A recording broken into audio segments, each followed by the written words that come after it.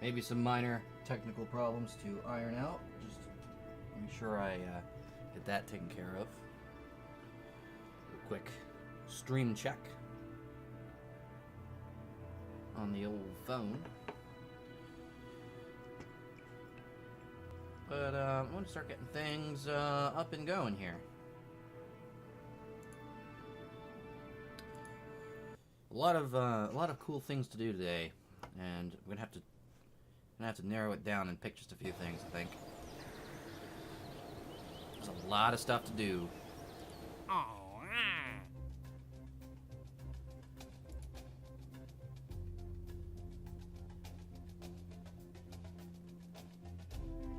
This one's actually probably possible. I'm gonna take that one.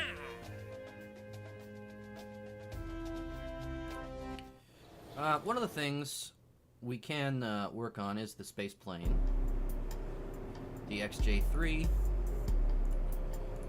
Start getting that ready, because we should be coming up on the point where we can go ahead and launch this puppy, throw it on a rocket, and give it a test flight. Two things I did notice last time that I didn't include on this. We do need batteries, which I don't know how I feel about those being there. I think probably better just to tuck them here underneath the wing. And some solar panels.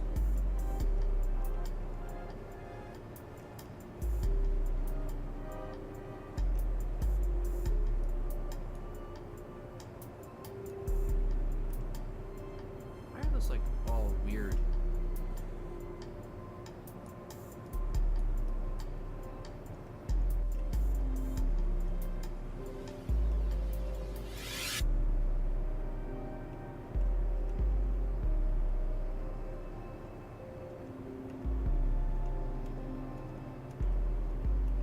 Why can't I figure that out? Oh, there we are.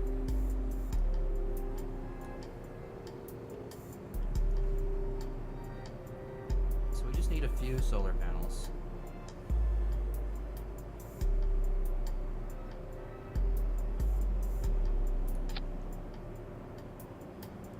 Could put these larger ones on.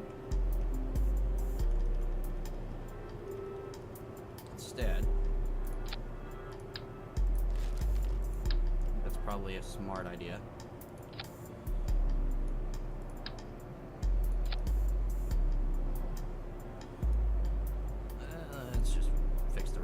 Here.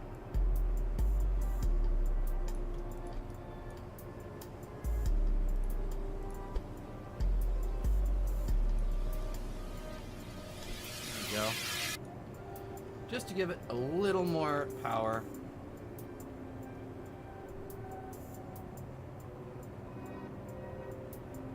Okay, looks like our stream is in fact working, so that's good. So moving on to some real deal stuff.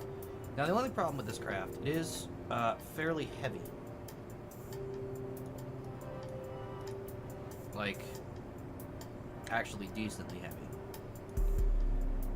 9 tons is kind of a lot. At least for what I'm going for here. So, this should be interesting to say the least. Also, it might be a good idea to change out this engine for the Cheetah, now that I have that unlocked. Well, it does kind of look goofy, doesn't it?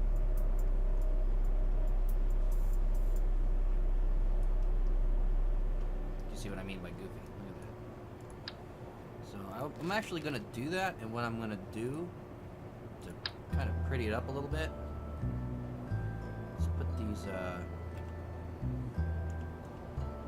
tanks around. Monoprop tanks.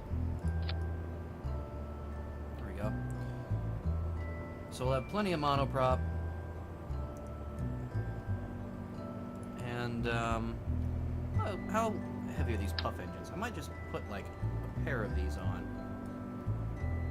Just to have them. Well, actually, that might be a good idea, too, to change our center of thrust.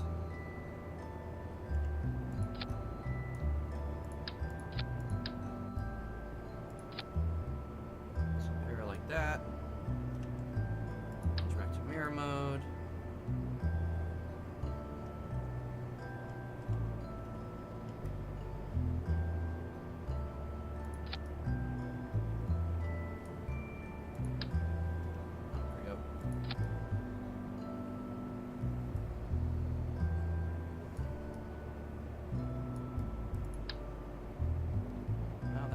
Silly way to do that. Let's put them right here. Why not?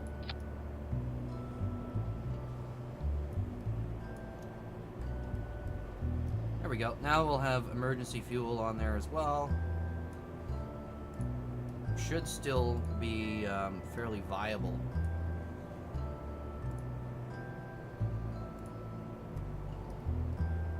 I did pull our center of mass back, so that's mildly disconcerting. That's usually not something you want.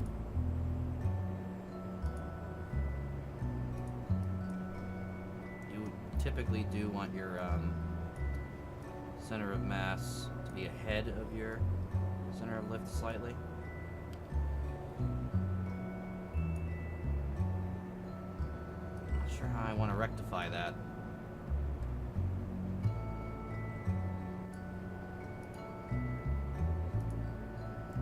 This is empty as well.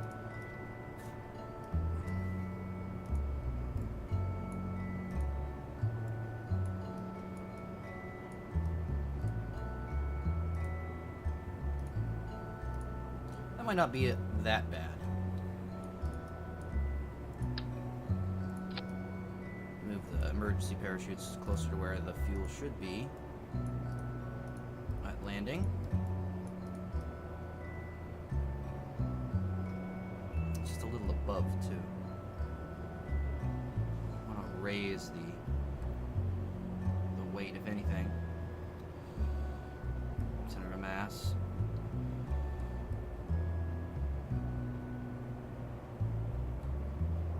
Might just be fine. But we'll tally this up to the XJ4 with the modifications we made. We'll come back to this, because I do want this to be a vertically launched shuttle of sorts. It should be an interesting choice. So a 10-ton option. So we do need a 10-ton launcher to support this. We've got a 15-ton launcher we could use, but it would be overkill. So we'll have to develop something. Also, I should be able to get some maneuvers off of the Vimisat, and I need to start cleaning up all of this junk. So we're going to start doing that today as well. Getting rid of some of our older satellites, disabling the ones that we can't deorbit, just so we don't have so much clutter. And we're going to work on a new network here, because I'm not sure. It seems like the relay network is getting kind of overtaxed, and I have a feeling part of that is the amount of satellites we have that only have, say, a single antenna on them. I really don't know how all that really gets impacted, so it's kind of hard to tell sometimes.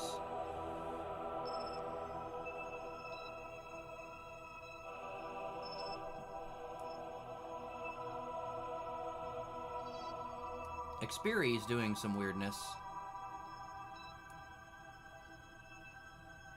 We got a Mun encounter coming up. I'll have to make sure I catch that.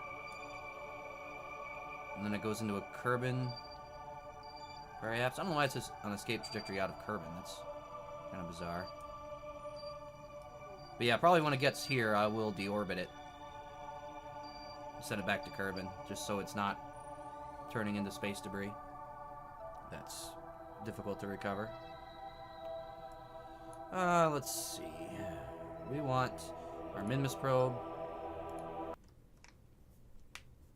Fly that guy. Now, last time we took some readings, and we're low on battery, so we need to now let this recharge.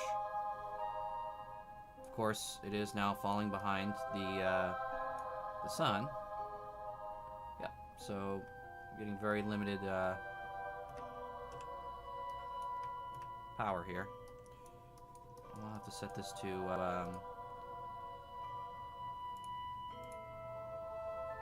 hibernate.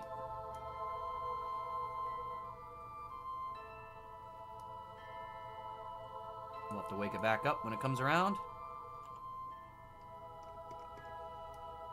It is in a nice low orbit, so we can probably actually do these temperature scans. Get another temperature scanning satellite, why not?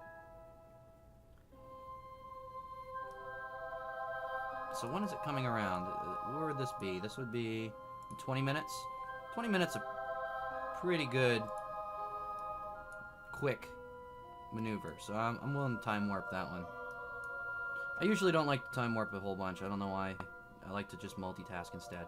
Now the challenge here, we are now out of radio contact. So we really need to be back in radio contact. So we're going to warp here. Hopefully we'll still be in range. Now we should be recharging. Yep, we're recharged. We're back into radio contact. And now we can transmit this without killing our battery completely. Looks like it's going to be close, though. Nice. So 49 science we just got from that. That gets us some new parts to unlock.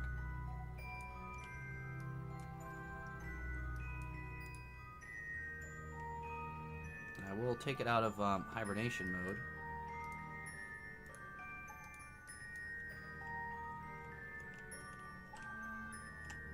See if we can get just a little tighter on these orbits.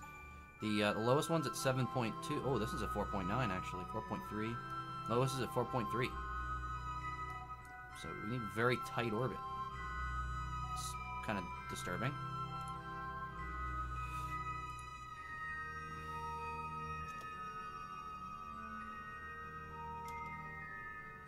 So we're just going to bring this into a much lower orbit. Try to get it like right at 4.3. Right a little below, so like right up maybe like 4.1. 4.2. Oh, that's a little too much. Should be safe. And then when we come around to periaps, we'll try and match. And hopefully this slight inclination will be enough. I don't really care to waste fuel on an inclination change this time to try and get the scans here. But this will be doing a little bit like Munsat1's doing right now. So not bad.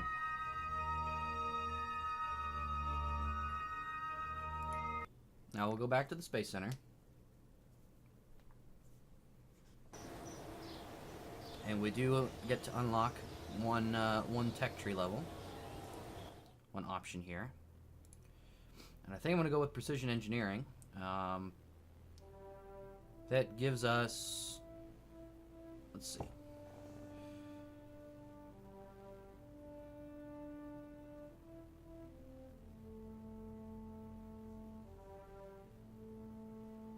Curbnet access.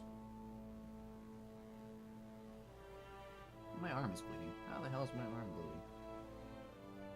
Just started bleeding. Okay. Alright. Work through it. That's curious. Anyway, gives us a couple things. We get some small nodes, which is kind of cool. Small struts, which are good. Better communitron. So this is a direct transmitter and a relay transmitter as well. A better relay transmitter.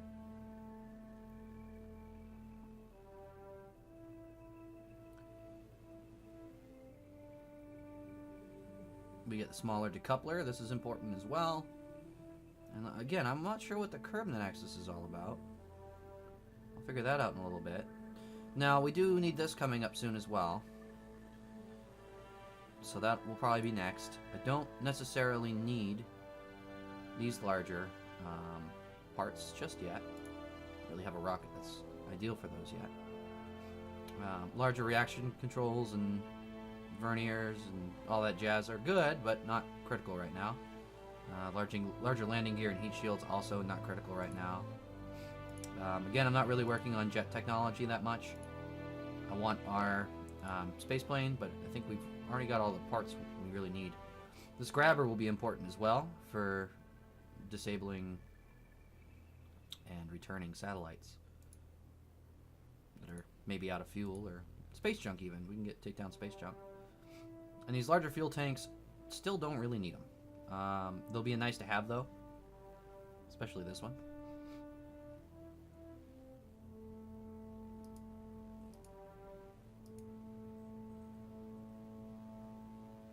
So, for now, precision engineering is our choice. It's gonna unlock us some nice new stuff. Power electrics is still a while away. New science comes along with the seismic accelerator, so that should be coming up.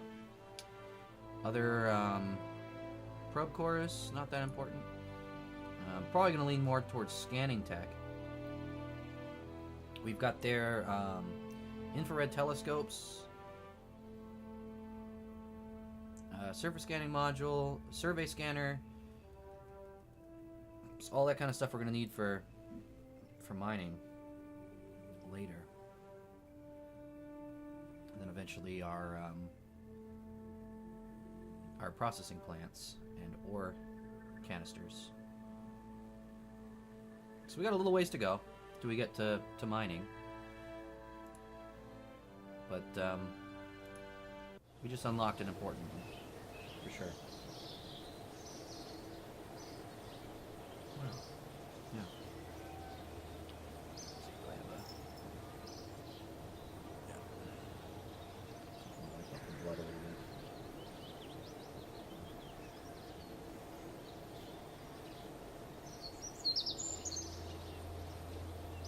Oh yeah. Don't rightly know what happened there.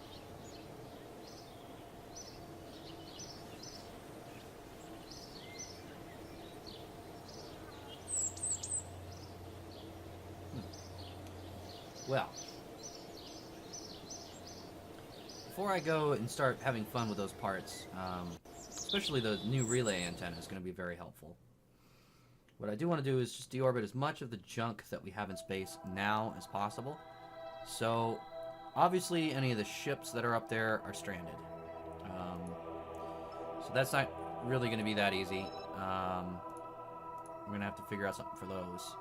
But as far as our satellite network goes, let's start looking at these. So probably our oldest ones, like KSP 1, should be a single antenna craft.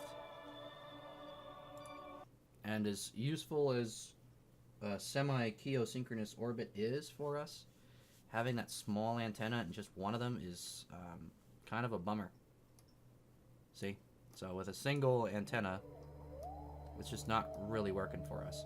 Now hopefully this should have enough fuel that we can deorbit it.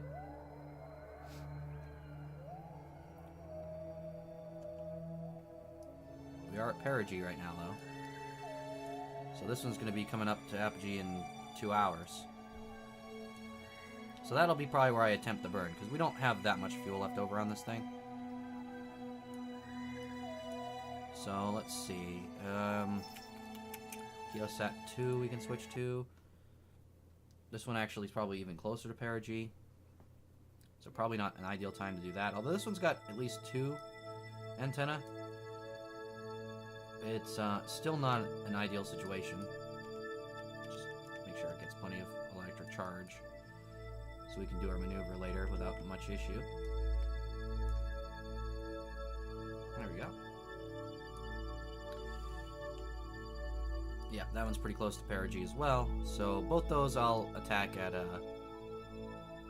apogee. KSP 3 looks like that one might be closer to apogee. This one might be able to make a deorbit burn. Oh, yeah, it's got a lot of fuel as well. This one's got a lot of fuel. Now, this one, of course, I've got 4 antenna on it. This one's actually worth saving. For the moment, anyway. Wow. Okay. Keosats are safe for the moment. Orbiter 3.5 relay. This is one of the ones that definitely needs to go. However, it doesn't have any fuel, so we won't be able to deorbit it. No such luck. See all these. Boom, boom, boom. Nothing. Nothing.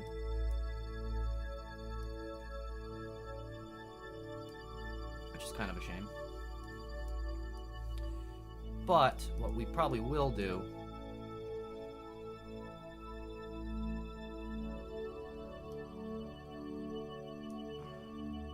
if I disable it.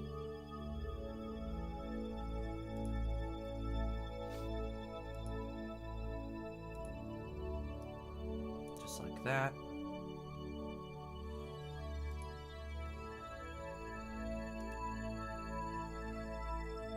Yeah, see, it still attempts to act as a relay.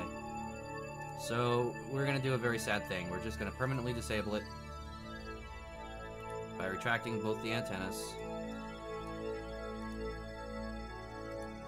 And at that point, we'll lose all ability to control it, really.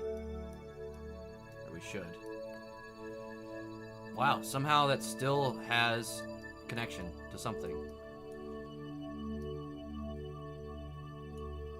Oh, it's because it can be seen by the actual carbon relay. Okay, so that's not too bad. I guess I'm not permanently disabling them to do that. So let's go ahead. Let's take care of the other ones. So we're done looking at that guy.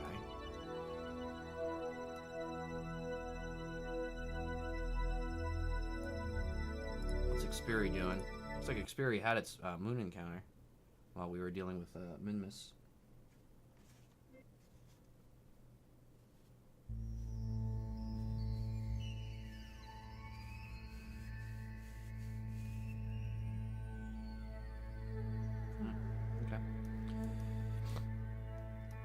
So Xperi is just kind of doing its own thing. Oh no, it isn't. This isn't on its normal path. Perigee will be nice and low when it comes around here, so I'll wait for that. Just draining signal. Keosat 4 should be a 4 antenna satellite, since Keosat 3 was. Stands to reason. Yep. So I'll keep this one for the moment. Really? Just have a mystery goo unused on this? It's a shame.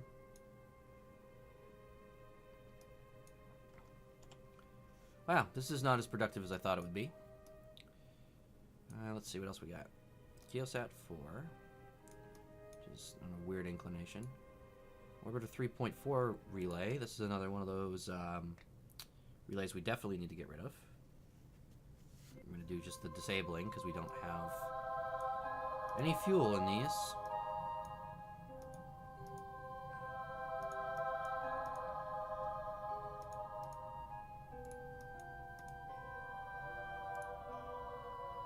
Subtract the antennas.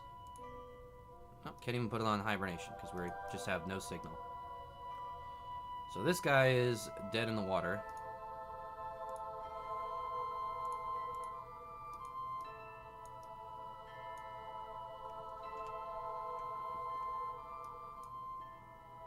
Those were a decent idea at the time for the mission at hand, which was allowing a relay connection to the craft that they were sending out. It was a good concept. However, kind of proved to be worthless. Yeah, we're not able to really do anything with this one at all, because this doesn't even have a core on it.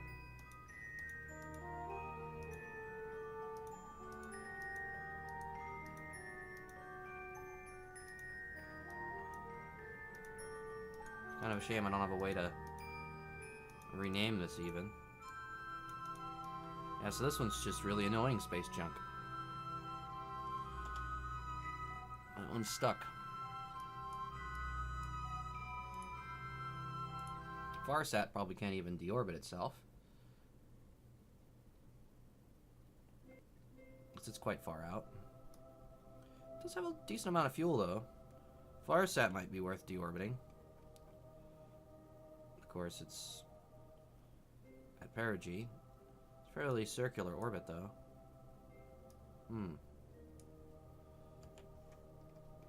Let's just see. Can I do it? Can I deorbit this thing?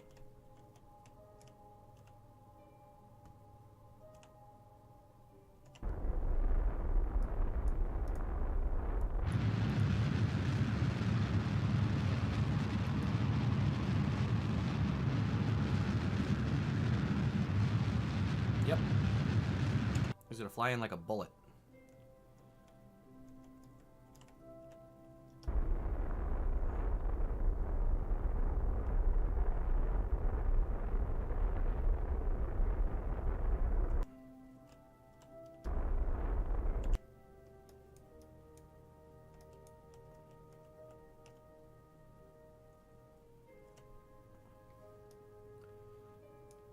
We're now just gonna have a straight fall into Kerbin with this thing.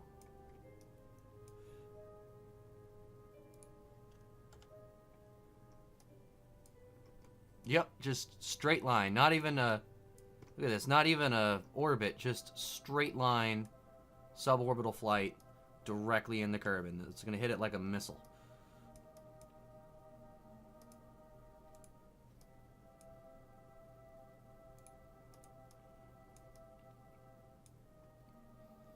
Well, that's one satellite we can get out of here.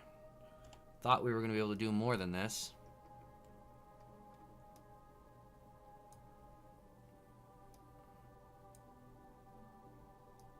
Spiri will be able to do soon. Some of the early Keosats will be able to do soon. Kirsat 1. That one's probably not doing us very much good anyway. It should be in close Kerbin orbit. Yeah, but it's only got 2 antennas. So this one we're going to definitely deorbit as well.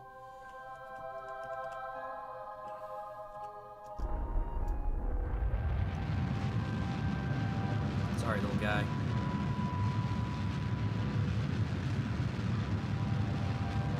Your usefulness to me has ended.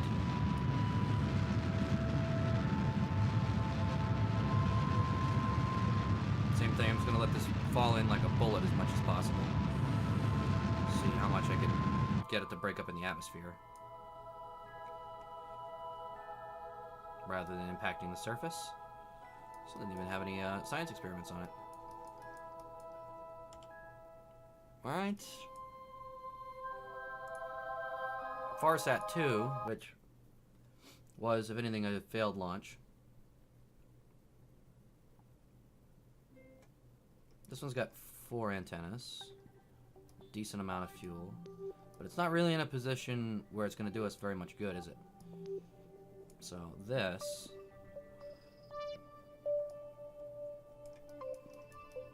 I don't think this thing's done us any good at all at any point. So let's deorbit it.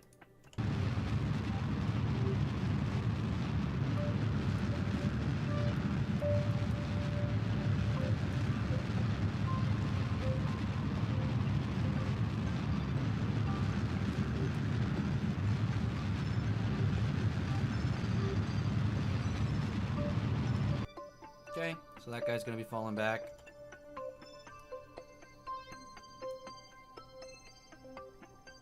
Kirsat 2. Switch that. And just killing all our satellites we're not using. This one's a 4 antenna, but again, it is a close satellite, so don't really think we need any of these close satellites. So we're just going to do a deorbit burn. This one's got a ton of fuel in it. How did this one end up with all its fuel?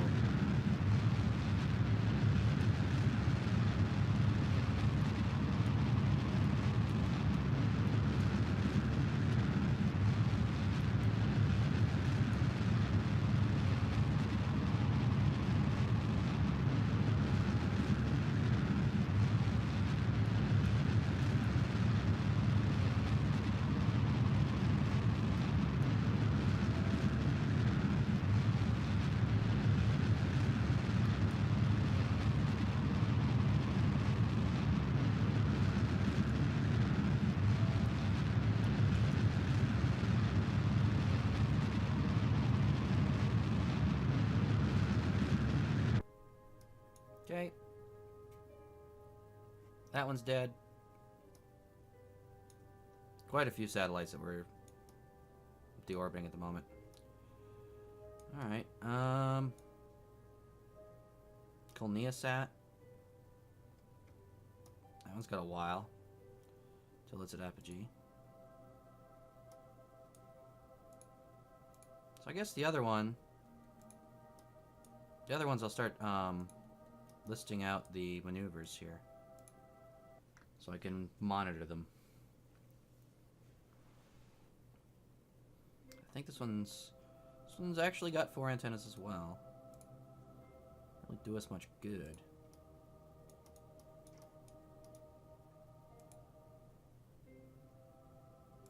Although this one I could probably get some science from when it's falling back through the atmosphere.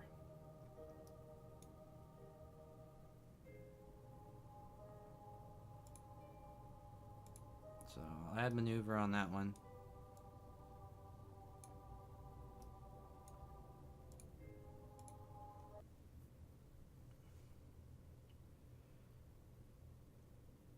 Let me see. Into Microsoft tech support.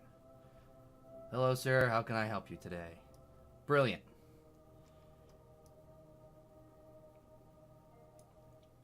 Alright, let's see. This guy.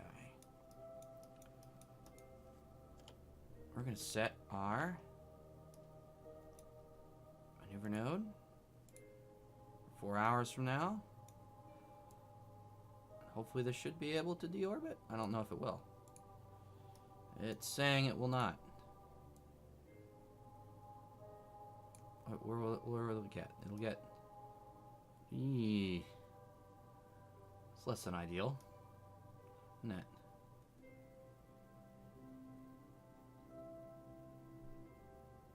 Yeah, this one might not be able to be deorbited. That's not good.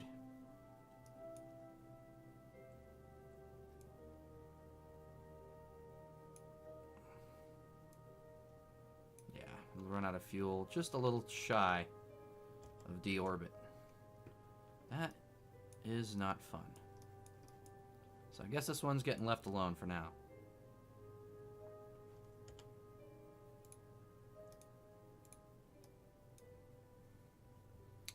Check out KSP 1 and 2. As I know for sure I'm going to deorbit those ones, since they only have the singular relay antenna. So this one's got a maneuver in 2 hours. Hopefully this one can be deorbited. Yeah, this one stands a chance of being deorbited properly. Yeah, that should deorbit, no problem. Okay.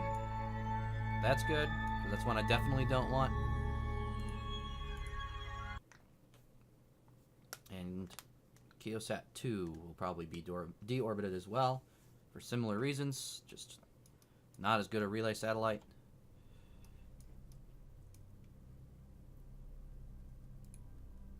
Again, hopefully this one could be deorbited. Oh yeah. That one's fine. That one will have no problem.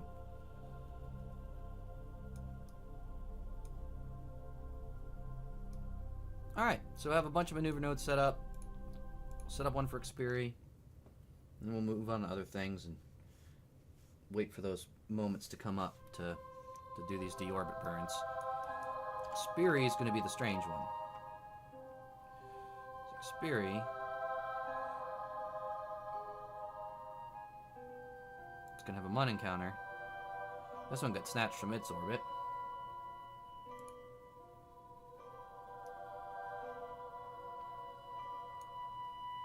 Just so we don't lose track of that.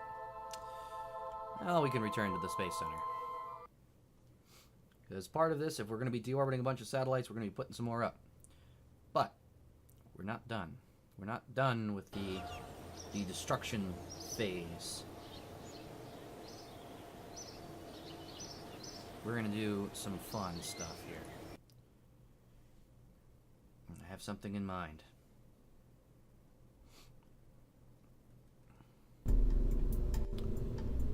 so let's see. Probodobodine X versus Octo. So this has SAS Stability Assist. This has SAS Stability Assist and Prograde Retrograde Hold. That's nice. Now I understand. Now I understand what that was doing for the extra bits for. That's pretty cool. It's a little more money, but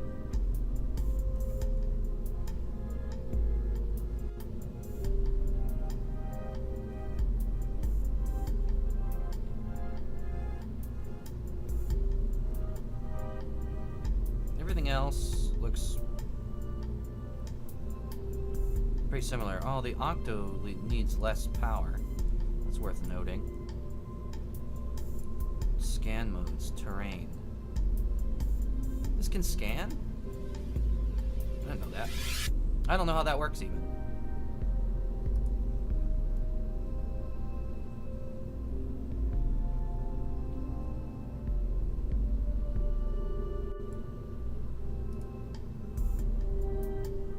This does have better control though.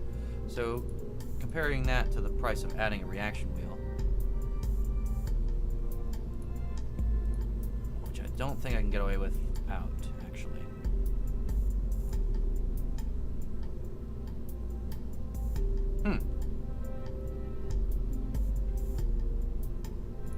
Alright, well, anyway, I'm going to be doing maneuver nodes anyhow, so I don't necessarily need prograde hold and retrograde hold for the moment. We're going to just start building some satellites up, and before I do that, I'm actually going to modify our launchers and update those as well, because I did catch I was doing some silliness in the design here. So I'm going to start with the Colnia. We are going to rename this back to a Lunar Transfer, but before we do that, we're going to pop off this lower stage. Pop off the old swivel. I don't want that anymore. We're going to pop off the extra tank here. Throw the antenna on the body again. And we're going to throw in a Cheetah engine, because I didn't realize I could trim that down. Cheetah will give this better vacuum performance compared to the swivel.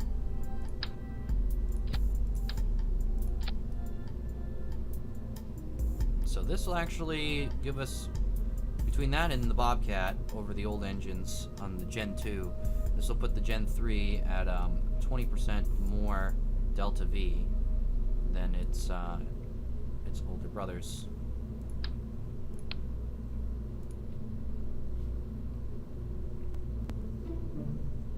Starters, we're going to take this one. And that again is going to be a K3G3 Lunar Transfer. So Kerbal Sphere of Influence, 3-ton, Generation 3.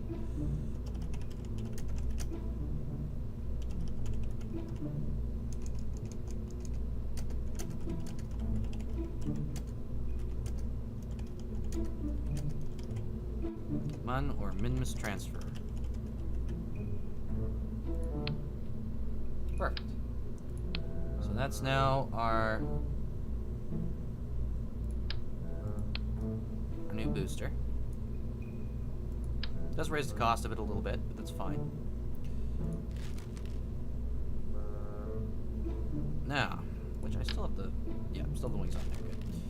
Now the Colnia, we actually are going to do something a little different. This Colnia we're going to actually keep with the Reliant engine here, and we're gonna make this a 5-ton launcher instead. Since this is going to be able to function better in atmosphere as opposed to the Cheetah. So this would actually become a K5 G3 LKO.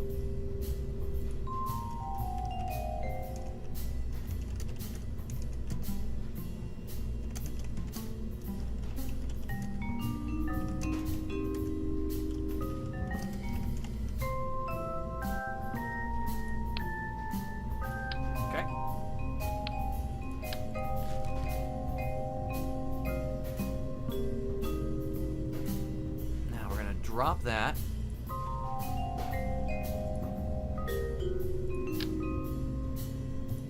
Now the Keosync transfer. This one.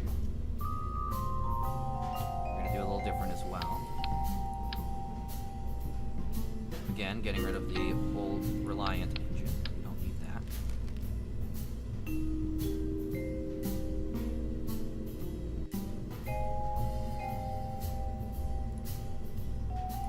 Again, switching back to the Cheetah.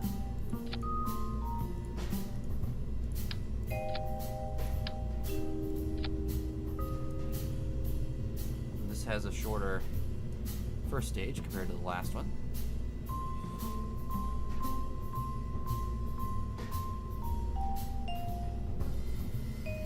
So this will be our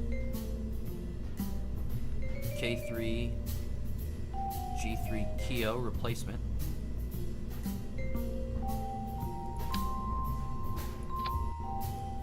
Although, I think what I'm going to do instead of this, let's tweak this a little bit. Let's put that other stage, or other fuel tank on this stage, I mean. Bring that back.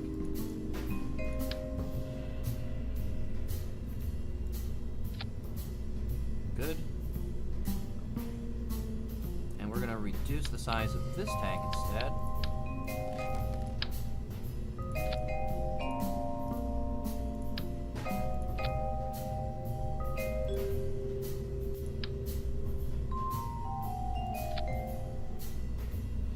Alright, so now this becomes a more suitable low orbit transfer, or upper orbit transfer.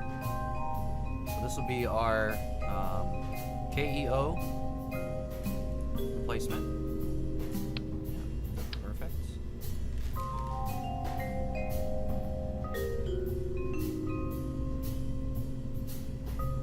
And what we want to do, we want to take the previous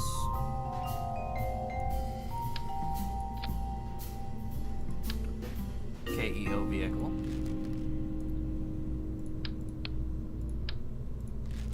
place its engines to the updated Gen 3 engines, the Bobcat.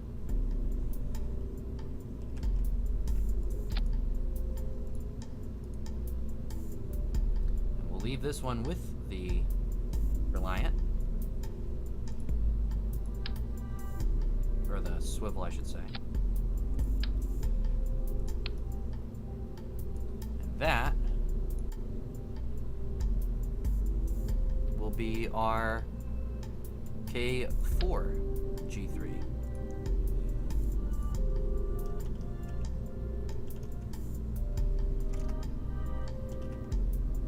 LKO.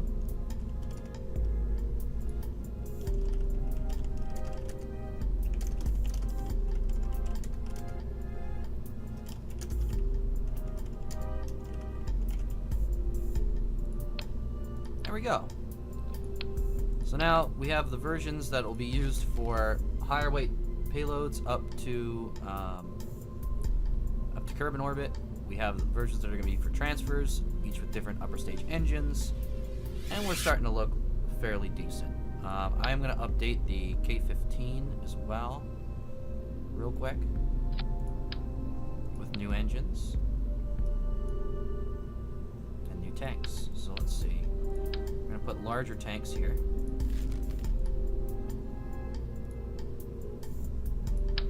Because we now have a solution for the horrid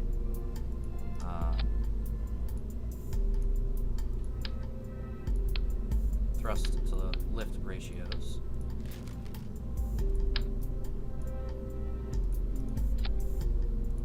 Okay. Thrust to weight ratios, I mean. Thrust to lift. What the hell's my wrong with me? Thrust to weight ratios.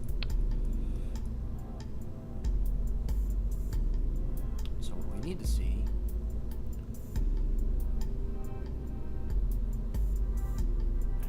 these have a lot of a thrust, actually. The vacuum do quite good. less ISP than the Cubs, but significantly less than the Delta V side. So we'll put these back on.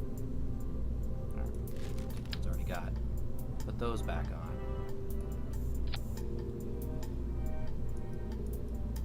And we did see last time we needed struts. More struts.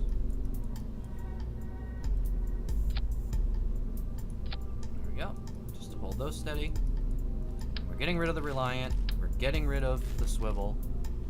And instead, we're going to grab the J2s that we unlocked. The RE I2s. These are modeled after the real-life analog of the J2. Okay. Go with the bare version. Or one in the middle. Splendid. I feel like those thuds might burn it up a little bit, but, you know, we'll see. See what happens there.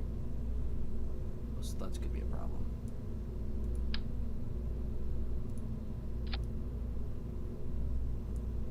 And then, 4 of them here. So what we're going to basically have is the Saturn V second stage for our first stage, plus a couple verniers. So that's good. Should give us significantly more thrust. We have a longer burn for that period. This could well put this over a 15-ton payload.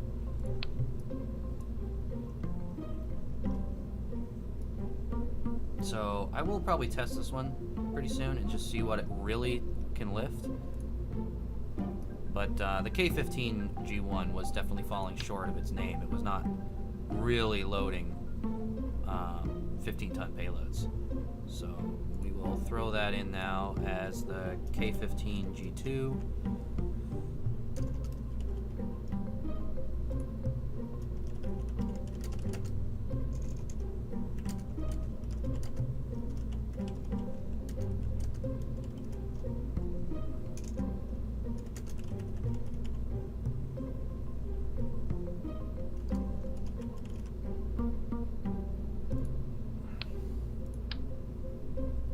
All right.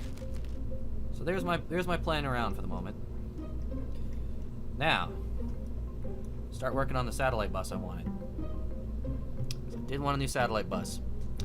And what I'm going to do, I'm going to actually use, for this specific mission that I have in mind, I'm going to use that next stage down on the lunar transfer stage as our bus. So I'm not going to bother to separate that out, really. Oh, octagonal strut is pretty cool. That's useful looking.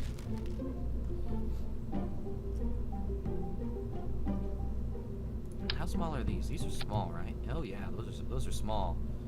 That's good. That's what we need. Anyway, coming back to those in a moment. Back to my idea. So, I want inline reaction wheel.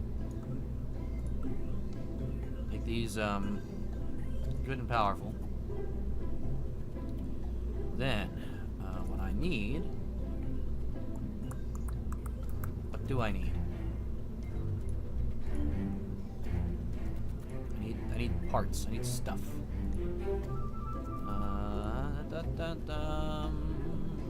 Where's the FLA adapter? There we go. FLA adapter down at the bottom here. A couple monopropellant tanks. Tuck those in nicely. Okay. Now we're gonna need some RCS. So I might need higher up.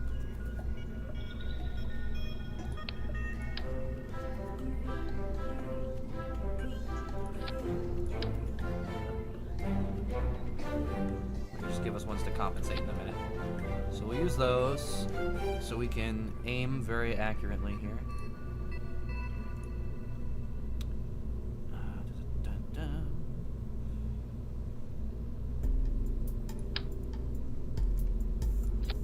Small heat shield. I've got the TD06 decoupler. That's what I wanted. Now, got this guy. Separatrons.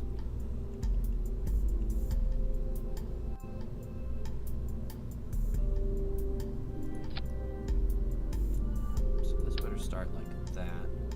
Just a slight kick, so we get some rotational stability. And then we do another decoupler. Watch our weight and see where we get up to. Another Oscar B.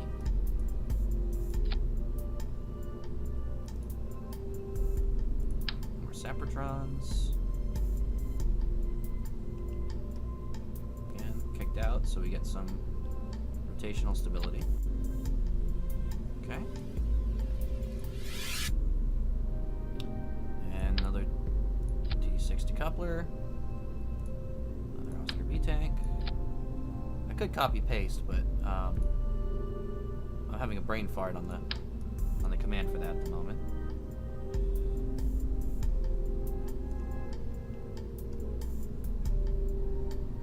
Actually, gonna spread these out a little more so they don't hit each other.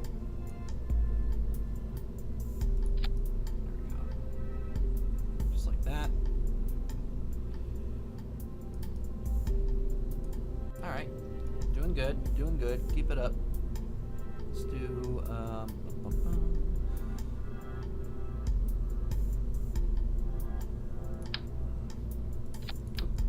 just a separator. There we go.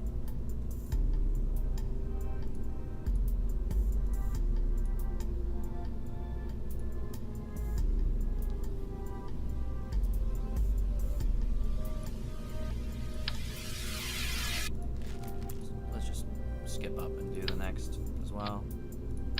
Since I'm having brain farts at the moment, it seems like a good time.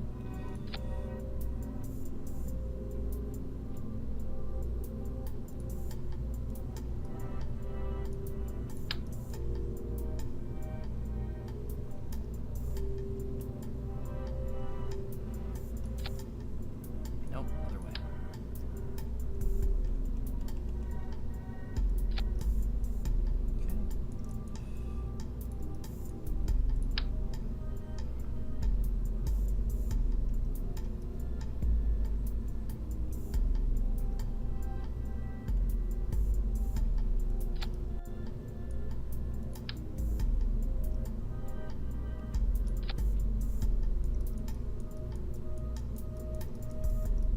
Okay, that janky thing is going to do us some really cool stuff here.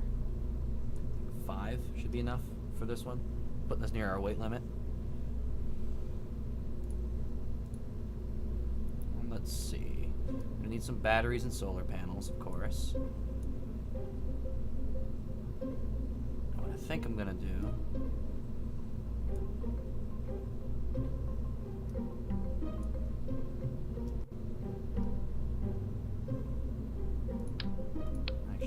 that and that. This like that.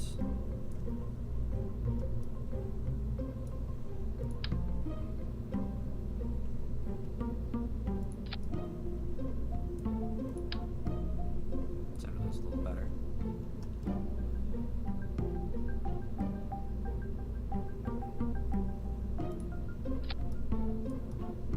There we go.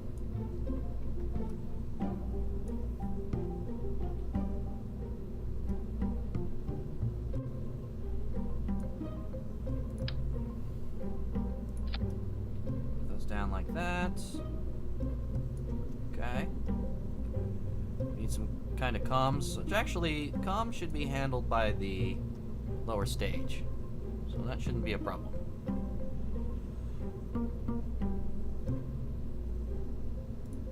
What I do need is battery. So I'll put,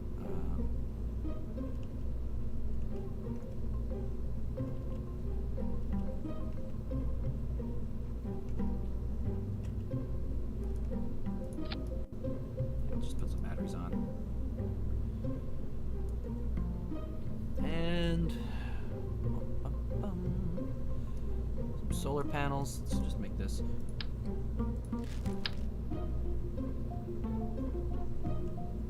Two batteries instead. And then a pair of solar panels.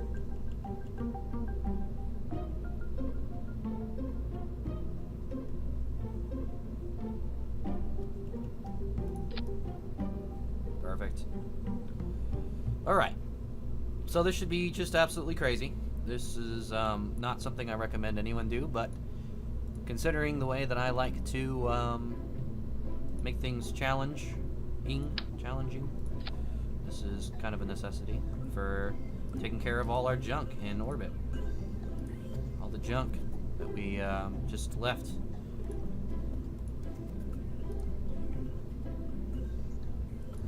Okay. Nice. Simple fairing.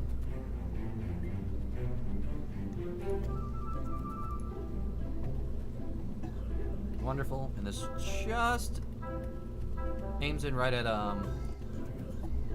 3 tons. So this is pretty much exactly what I was looking for. And like I said, there's no radio communication, but that's not a huge problem at the moment, because we're gonna throw this on a K3G3 lunar transfer, which has its own thing here, and there's no separator. There's no separator there. We're just gonna let that do its thing. It's gonna be part of the payload, basically. And this crazy thing, I think, is ready to roll. Let's just check the staging, which is no doubt all kinds of screwed up. To the very bottom. We now need to throw the Bobcat engine in. So the Bobcat towers, boom, boom. Add the towers here. So yep, we got all the towers, we got the Bobcat, we got those, we got those. Don't need that, I don't know why that's on there. Then after those go, we get a separation for the solids. Then somewhere around here, there we go. We've got a separator for the Cheetah engine. And then we activate the Cheetah engine after the fact. So I'm gonna just do that there so we can time it out. Then we have the craziness. We're gonna blow the fairing as soon as we can. Separatrons. Separatrons are great. Let's see. So now this, I think, is way out of whack.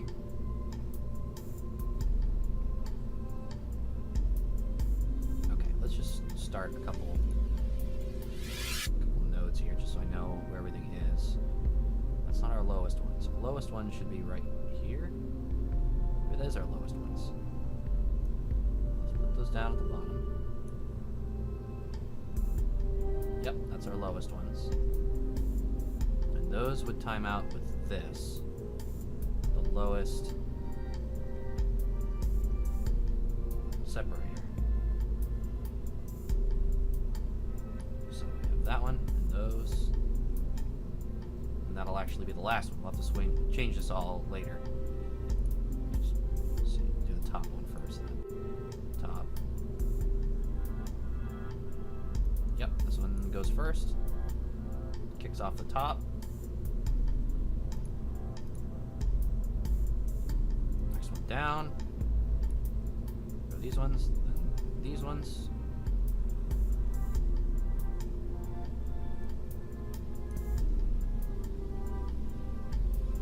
So that one. And this one's the bottom one. Careful staging. Very careful staging. So it goes this one, this one, this one, this one. Oh, I missed one in there somehow.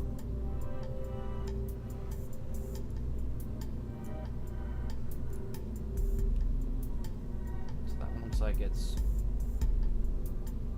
above this one. Here, here, here. Nope, right here. So go there, there, there, there, there. Okay. That was only slightly crazy. This whole thing's only slightly crazy.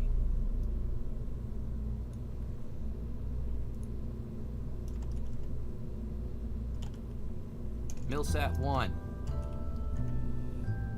Let's do it.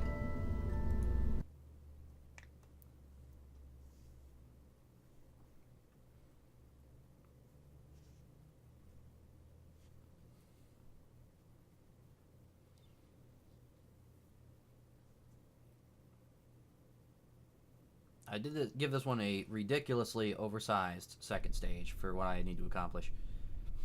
But considering I'm going to leave it attached and I want to do a lot of maneuvering with it, I think that's a wise idea.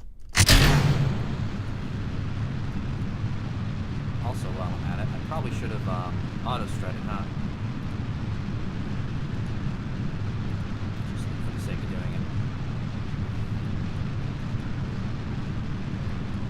Yep, so getting a lot of initial velocity because of our light payload for this launcher. Those off themselves. Keep going to 10,000 feet. Bingo. Now we start forcing a gravity turn. De facto gravity turn.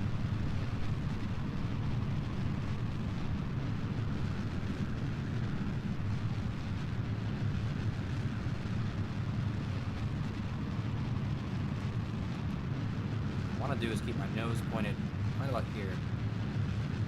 For some reason the stability assist does not want to hold. There we go. So this is going to drive our apogee. Hopefully not overdrive our apogee. Slightly. And level out. Just for the last minutes of this flight. There we go. Okay. Now, separate out. Say goodbye to the new improved first stage. We can kill the throttle, activate the engine, drop the fairing, disable the RCS. We don't need that yet. Try and save that. And now this stage, hyper efficient in vacuum compared to the swivel we replaced with it.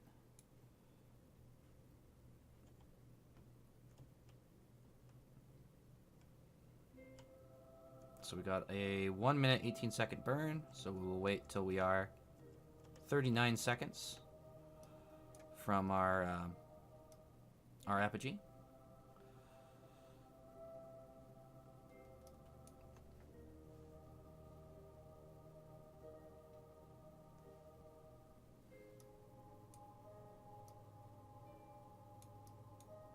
And we're finally going to take care of some of those pods stuck in orbit.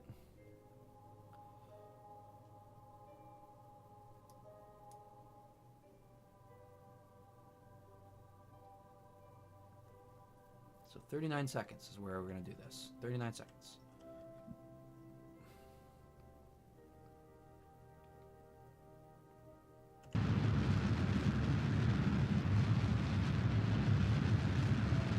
This engine, the Cheetah, actually has the same vacuum efficiency as the Terrier, the little short engine. So very good vacuum efficiency. Just this has a little over twice the thrust. Awful efficiency in atmosphere. That's fine. Our first stage lobs us all the way into space, so there's no problem there.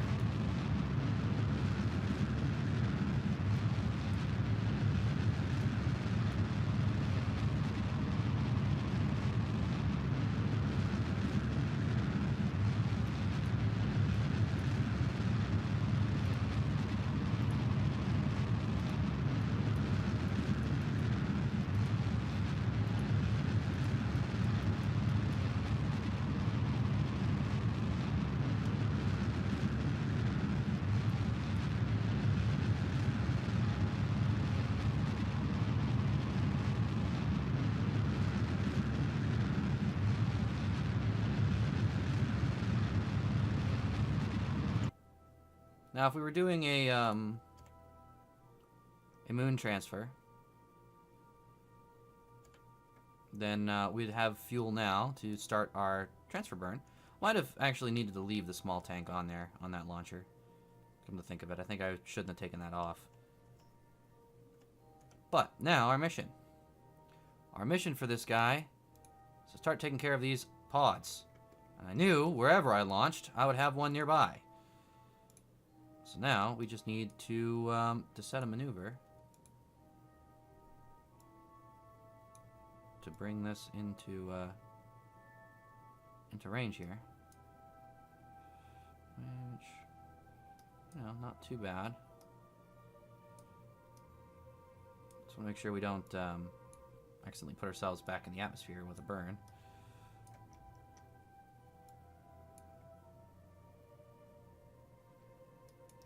We can change our radio a little bit. We got tons of delta V to throw at the problem. Nope, that's not going to work for us. Alright, let's see if we can do something maybe like in between these two nodes. Let's try that instead. Because then, wow, we'll already have a very close approach. So at that point, at that point we actually want to make the maneuver right about here. And what we'll do,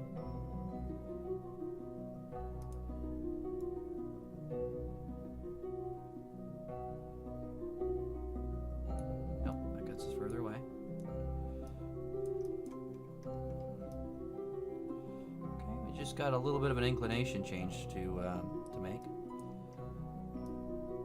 So a descending node, we'll have to make that as well. Add maneuver.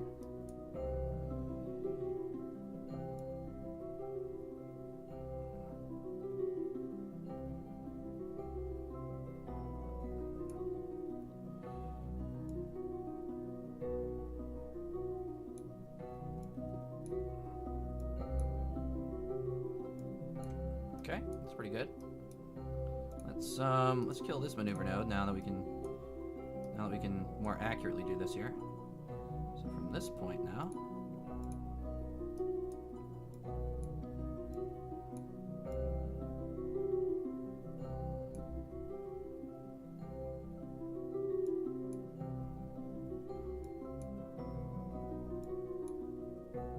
point 1, perfect. So those are the two nodes we need to do.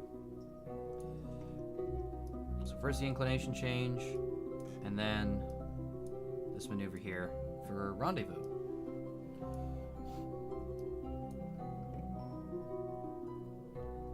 Sidre's old pod will be our experiment. For some reason this is saying my next node is 0 burn time. Did I leave a maneuver node that I wasn't going to use?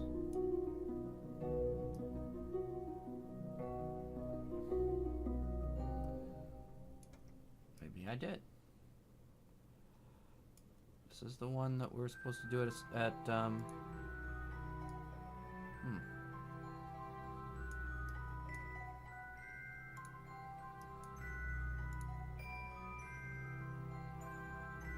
It's weird. Okay. That.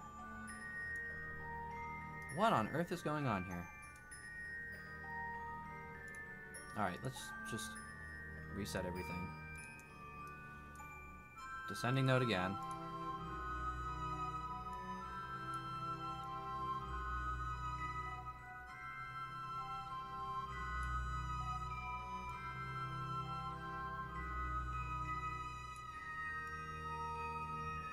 Perfect.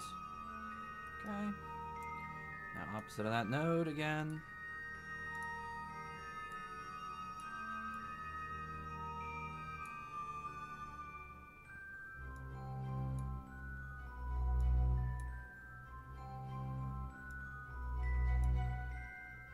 Point 3. Point 4. 1.1. Point 1. There we go. That's what we want. Okay. It's more like it. Let's turn our thrust limiter back up. Oh, that's actually showing us what it's supposed to be.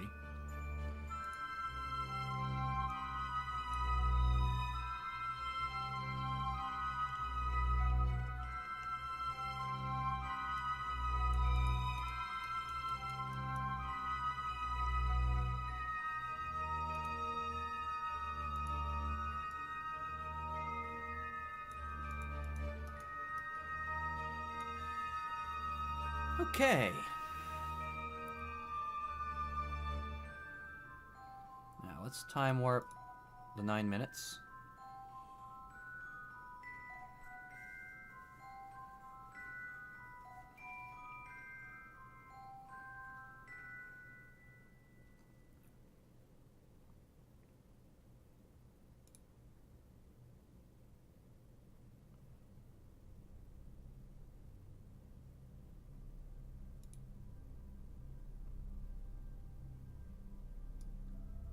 Yep, so 2 minutes from node. Oh, thank God I didn't deorbit Kolniasat, because that's where we're getting our connection from, it looks like. That's really 2%. Wow. Hopefully we don't suddenly lose connection. Anyway, here's our burn. Just a little bit of correction.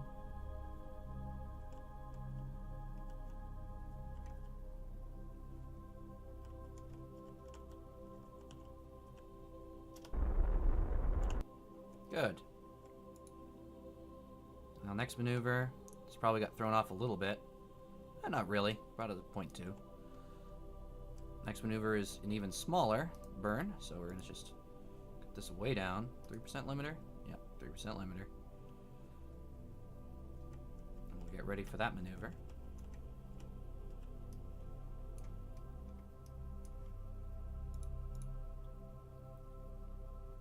Hey, bestie!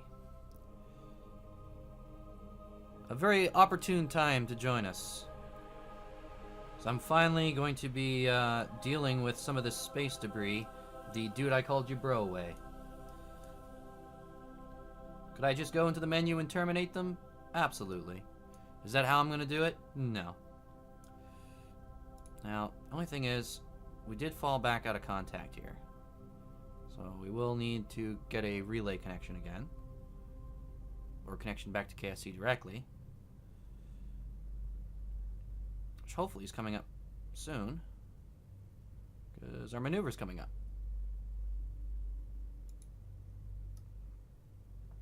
Yep, and no connection for our maneuver.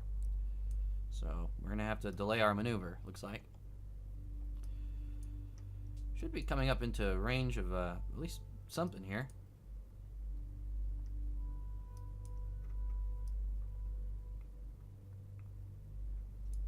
That's what I get for deorbiting satellites today. No, looks like we got connection again. No, maybe not. Too far away.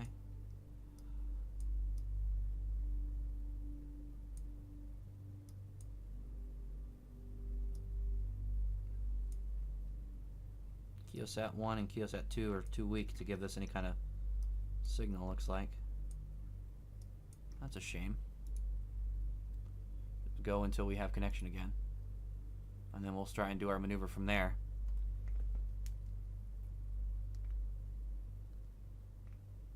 There we go. Now we have signal. So now let's set up a maneuver. Cancel our old maneuver.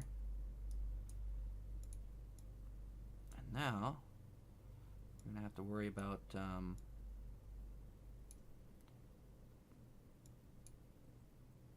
getting everything just right very quickly. There, 0.5. That should do nicely. 0.2. You have a relay system in place, just the antennas are too weak? Yeah. It's actually, part of this episode is going to pretty much, or this live stream, is pretty much going to be replacing as many of these satellites as possible. I actually deorbited quite a few already.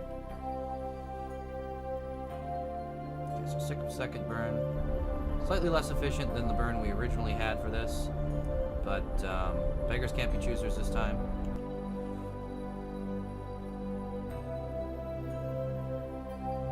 But yeah, we did just unlock a new relay antenna as well, so we are going to switch to those.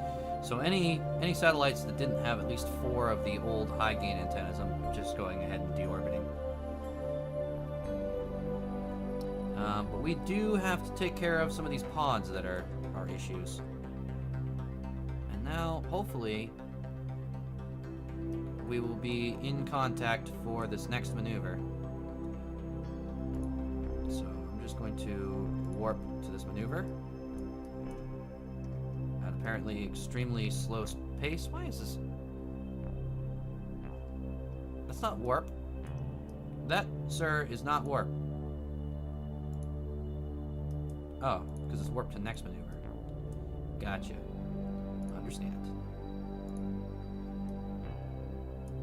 What level is your tracking station? I actually did max it out. But the main problem now is the weak antennas that Kerbin has to bounce off of. Because I only have the single ground station. I actually disabled all the other ground stations. So I need stronger relay antennas to keep getting signal through. Let's match that up. I should really just...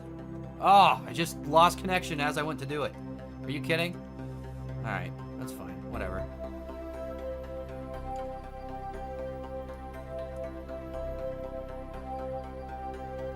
Just warp until I get connection again. That's a pain.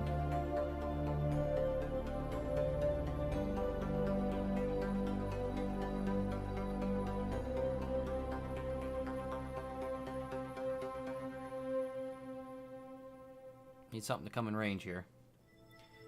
So Thanksgiving, it was good. How was your Thanksgiving, bestie? Come on. Come on, signal. Give me signal. How far away is this now? Yeah. Not ideal.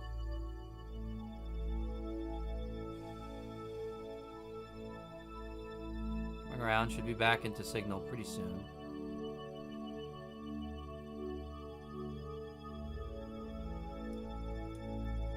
You can almost kind of aim for Ronner's craft instead.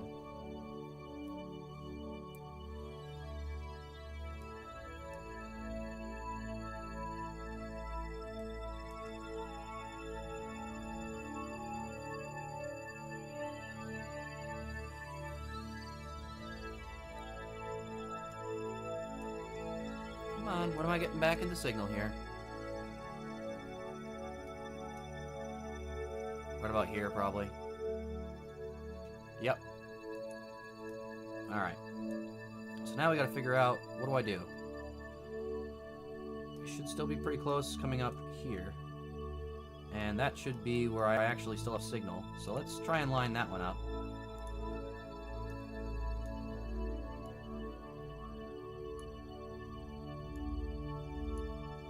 Change our radial instead. Well, that's not a good idea. Let's nix that.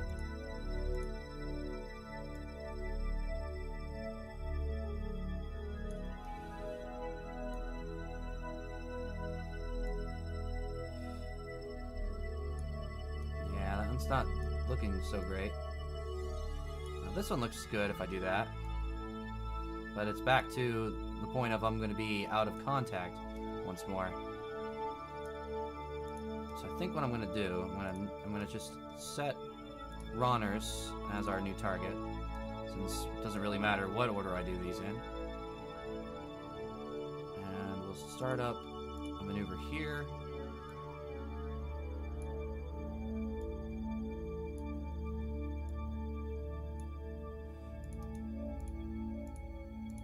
I think I need to do a radial change. Yeah, that looks pretty good. That looks pretty good. A little extra. Oh.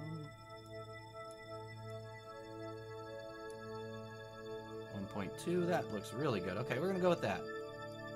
We're gonna do that because there's a higher chance that we'll be... Looks like I joined on during the best part. Possibly. If I can actually get this intercept to work for me.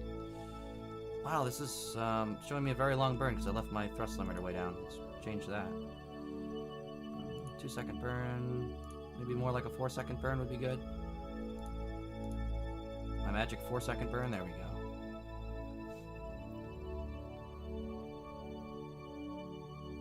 Oh, having a throat ache on Thanksgiving is no fun. That is really bad timing. Alright, here we go.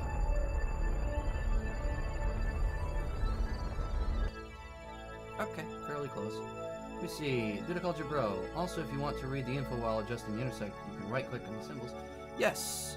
I've been told and I keep forgetting, unfortunately. I am awful about that. So, now, hopefully that node just did more or less what we wanted. Yeah, okay. I'll take it. Now, I just am really hoping that I will be in comms range when this maneuver comes up, because I'm getting kind of sick of these maneuvers that don't get me anywhere. And I'm dropping signal once more. And I'm out of signal once more. Okay. Alright. That's infuriating. But this one doesn't look like we changed very much, so hopefully by the time we're back in signal, I'll be close enough to actually do something here. I really should have launched my relay network before attempting this. Our replacement relays, anyway. Now we should be back in connection right here, yep. How far away is he? Distance. 28 kilometers, that's kind of far. That's pretty far. The chances of actually lining us up to him from that distance are slim. But while I'm in a place where I'm able to maneuver, I'm going to try and cancel our speed to target. And attempt it anyway.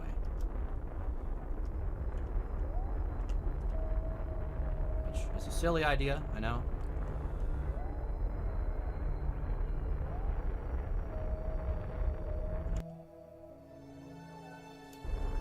At this point, I'm just getting annoyed, so I'm going to go with it.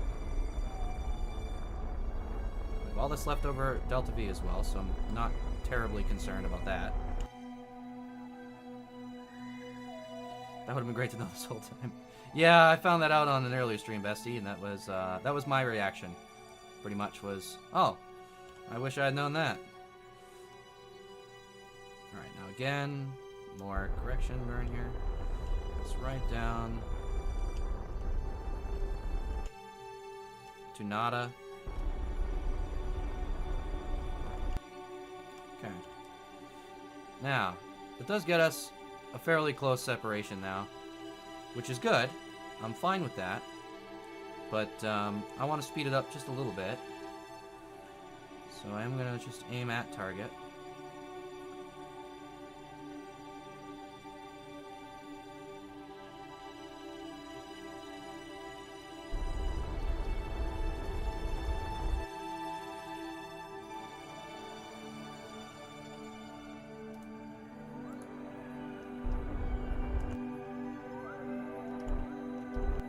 Good. That gets us at least a 0 separation.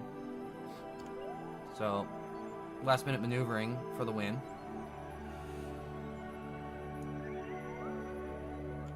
And it gets us on a pretty similar orbit already. And that will be over KSC, so I should have contact in order to equal out our orbit completely.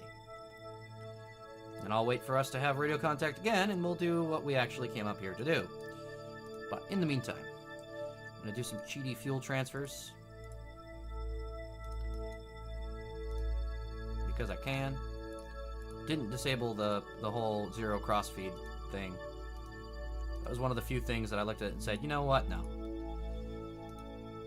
I have fuel lines. I could do it that way anyway if I really wanted to. But it just would make it look ugly, and I didn't want to do that. So. That's the one cheaty stock option that I didn't disable. But it's all good. Let's warp now. This maneuver. I should be in radio contact for it, as I said.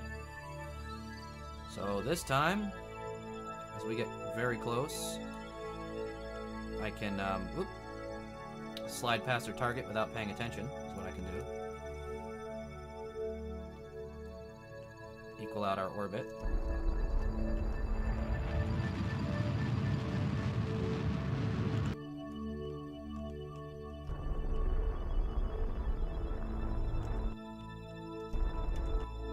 Cool. Now I can move just a little towards it.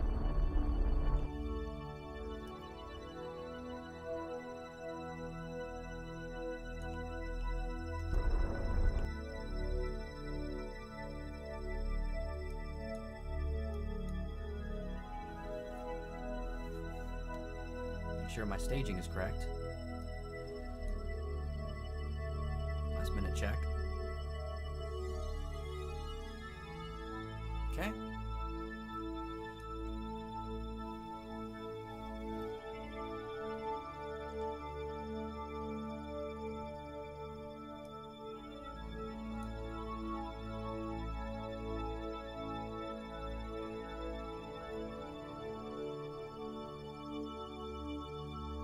And where I anticipate us losing radio contact, which would be actually very soon, I'm going to try and cancel our movement to target entirely and resume trying to get closer to it as we get back into radio contact again.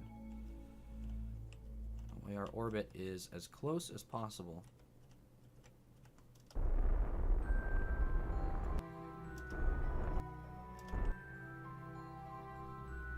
Go with that. That way we still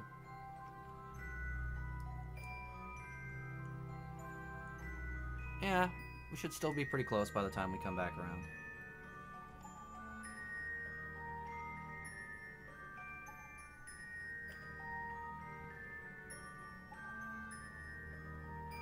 Just before we lose radio contact.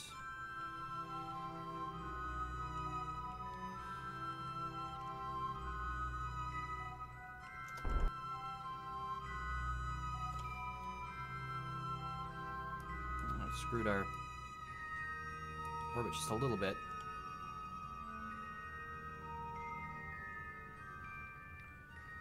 Again, I would normally be just moving for final intercept right now, but I'm just too worried about losing contact.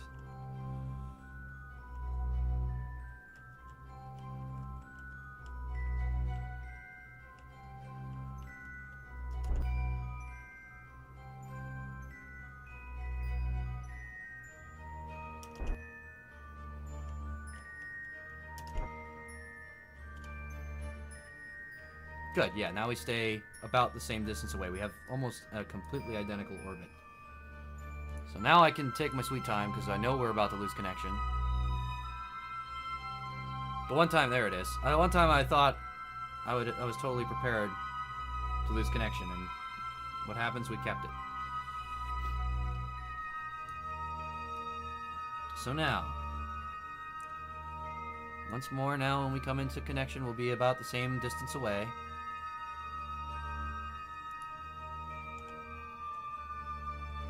Or not. Or we'll be 8.8 kilometers away. So our orbital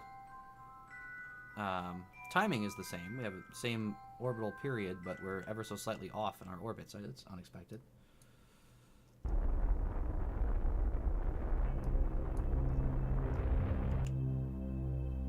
Did I just screw up our node doing that? Not really. Oh, yes, I did. Yep, definitely did. So let's, once again, maneuvering. It's a lot of work for taking care of space junk. Again, the relay network would really have helped me today. Okay, let's just cancel our movement to target once more.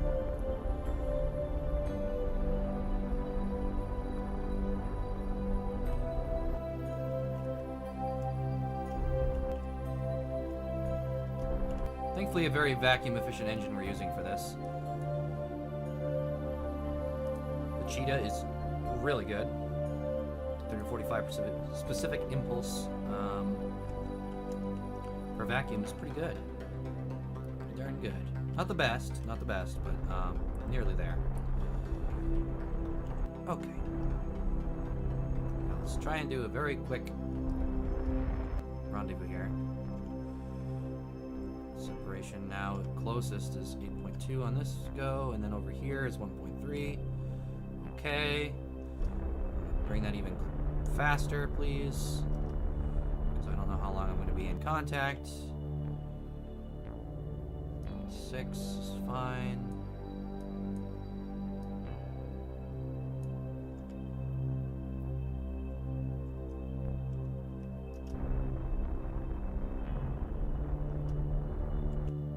I have to do this very aggressively.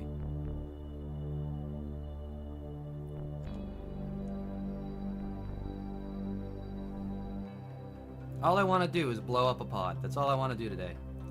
I'll blow up one and then I'll work on the relay network and then I'll focus on the other ones. What is that way out there?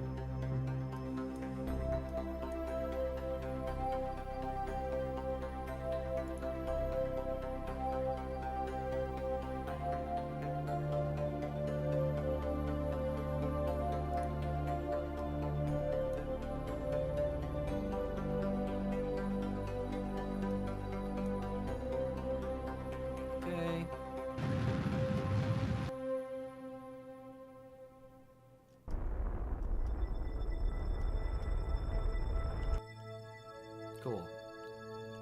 Alright.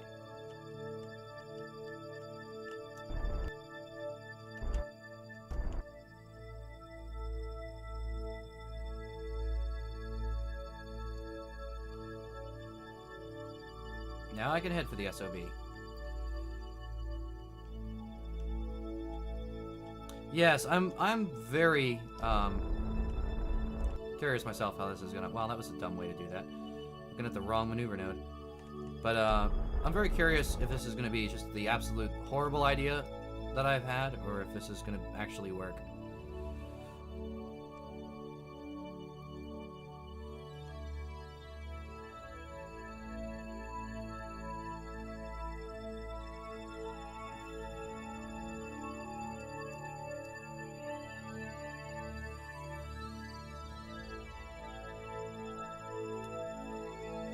And if it doesn't, if I at least blow up the pod, I think, at least if there is an explosion, I'm going to be satisfied enough to just then delete it in the menu, the terminate. As long as I put the effort in at this point, then I'm willing to say that I've accomplished it.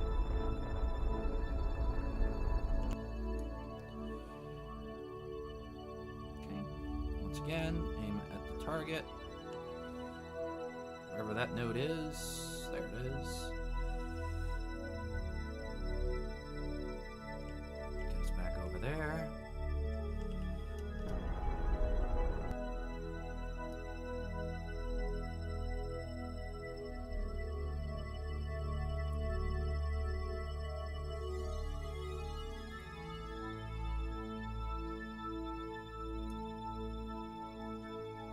Now we switch over RCS and docking.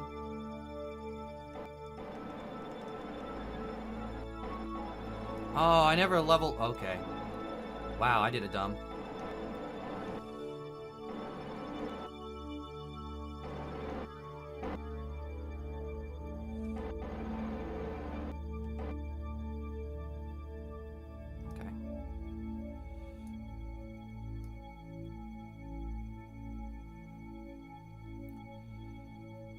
I don't know how far away I should do this.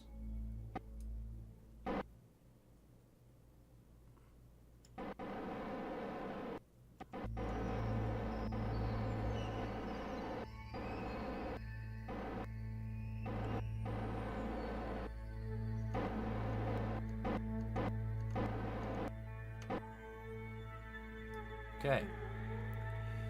Is that dead on? Looks like it's dead on. Fuck it. Okay, that's scaring me. Okay, that's why. Ha! Wasn't in staging mode. Now.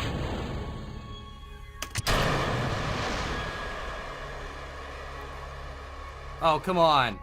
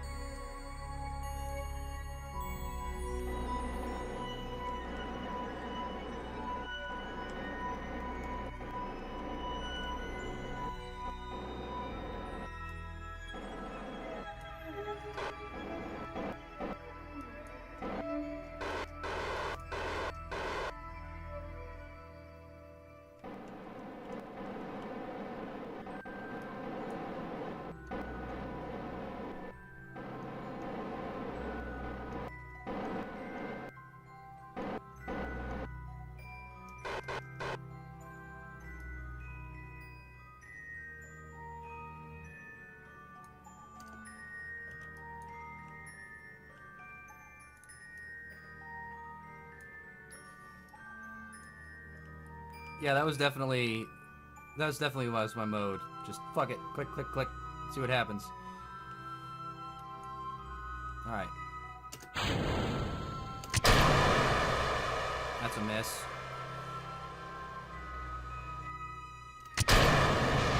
Oh, that's a direct hit. And I am firing these retrogrades, so I am trying to be somewhat smart about this.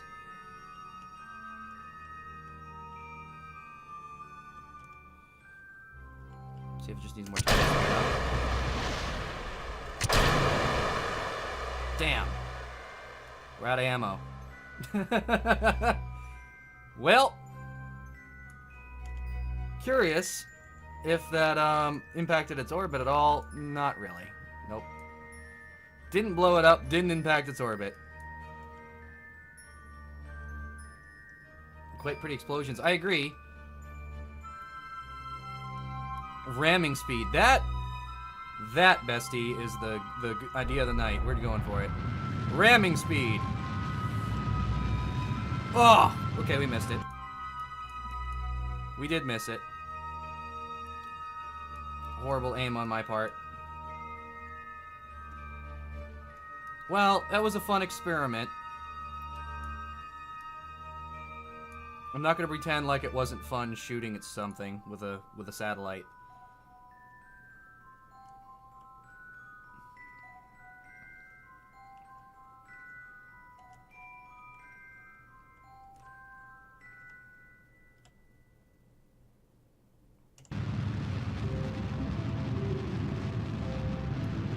See how much we can deorbit ourselves, like how much we can slow down.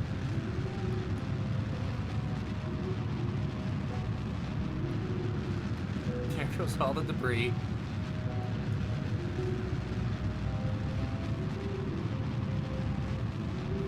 Well, they actually have a grabber, Andy, so I'm probably just going to wait for that.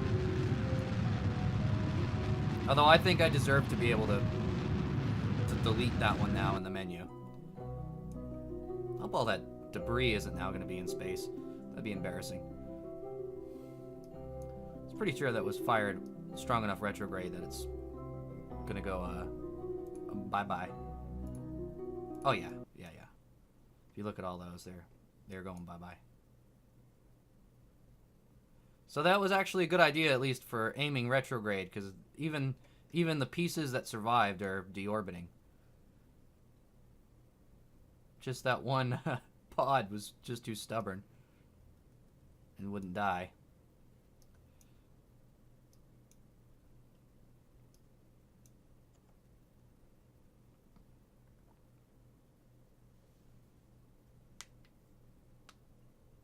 To pick up space junker. or push it back to re-entry? Both. They have grabbers, so I would just grab it and deorbit. For some reason, I think to question a device that explodes space junk into even more space junk is a poor idea. But it's fun. But fun, bestie. That's the only reason I needed. Oh, I didn't think to question. Okay. But at the very least, we didn't create any new space debris.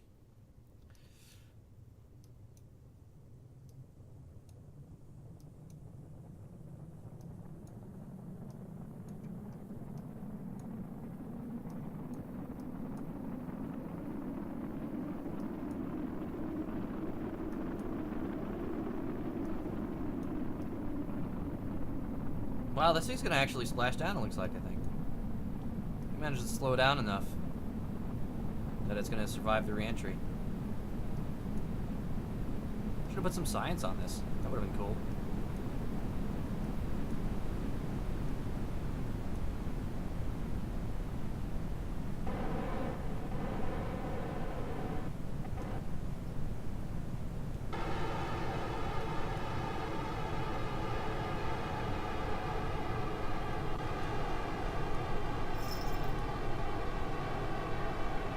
I christened this little probe Bob. It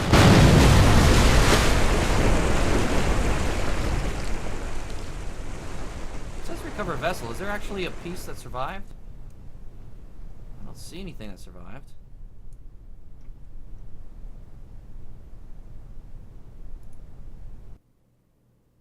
Oh, okay, there we go. I thought I was gonna get to just get a couple spare dollars here. Well, that failed. That was a failed mission. Really cool, though.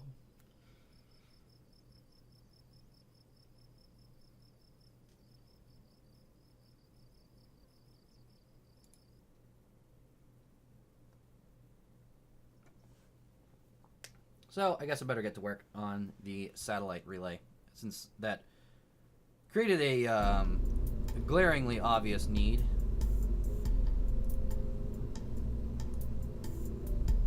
So, we could update our satellites to the new Hex model. The weight's the same. It's more expensive. The difference, it seems, is a better reaction wheel and prograde retrograde hold. Yes, better crashes would definitely be good.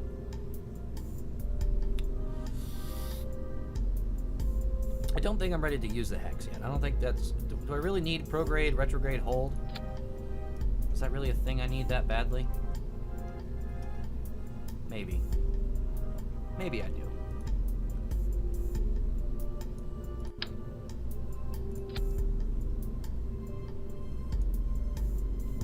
Now we need better relay antennas, which we've now unlocked.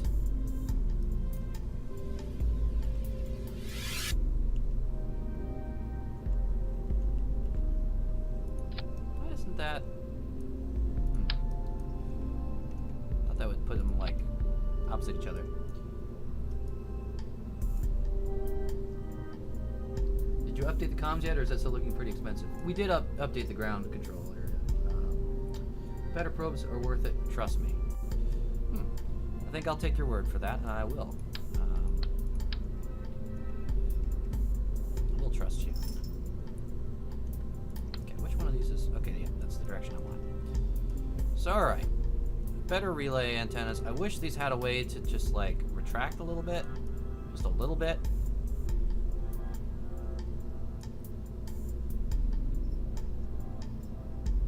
Does having more antenna actually affect the signal? It does. They're actually combinable.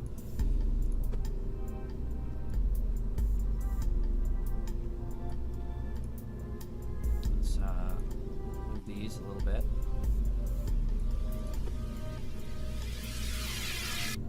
Try to make it a little more sane.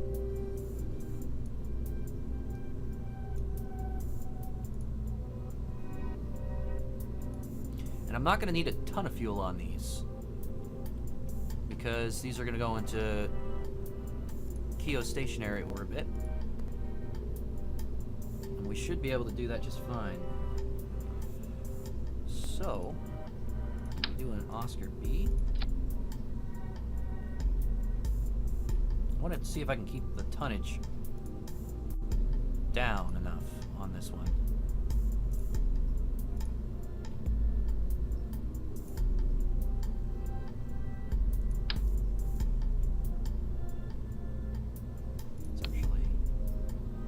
Actually got an idea here. Here, let's take this.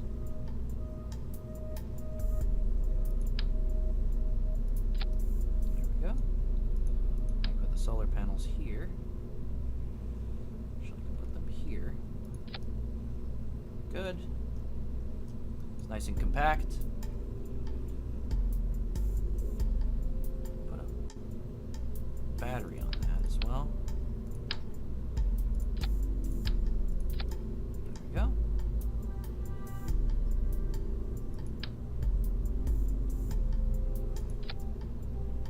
Looks pretty good.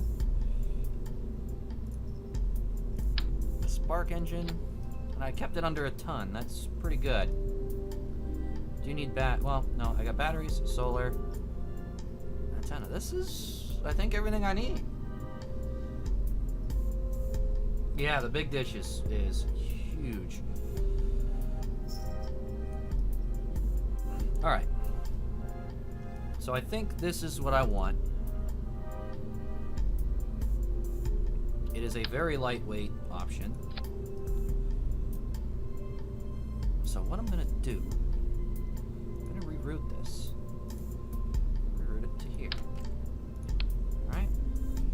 And I'm going to quickly make a subassembly out of it.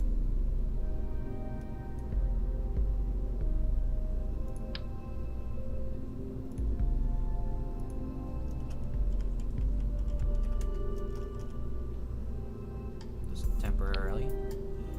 Why bother to even name it?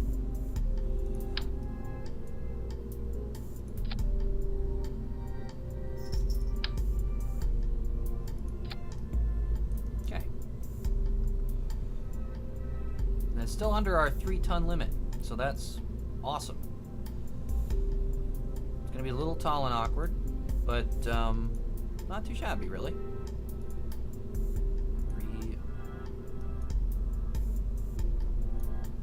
Reroute this down here. Cool. All right. Very good.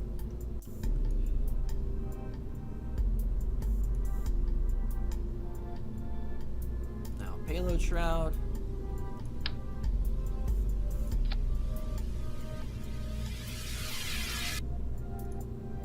Never excuse not to look our best.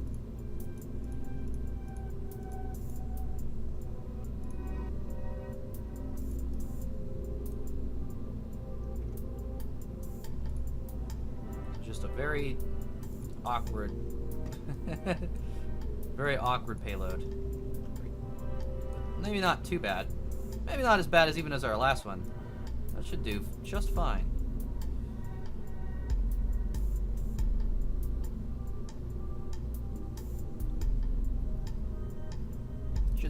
I should save this bus type, but I will after the fact. Since we are creating a new satellite bus. And at that point then,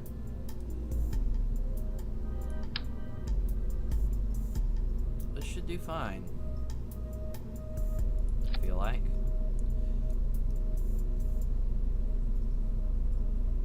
You know what I'm gonna do though?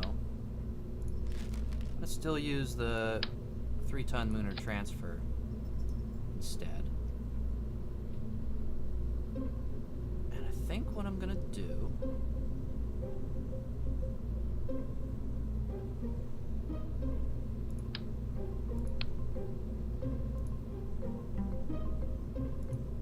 throw a cheaper core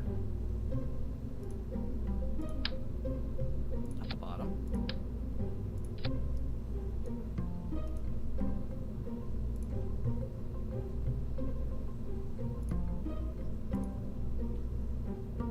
There we go. And then I can actually power this thing and send it back. So I can deorbit it after the fact, because the mission I have in mind will call for it to reach orbit. And that way we can deorbit it at the end.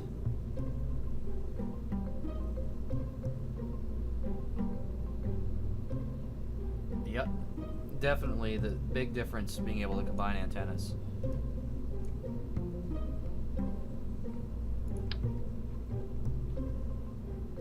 Alright, now I think we're ready to launch. So what I'm going to try and do, I'm going to try and set up, I don't have the math down for myself.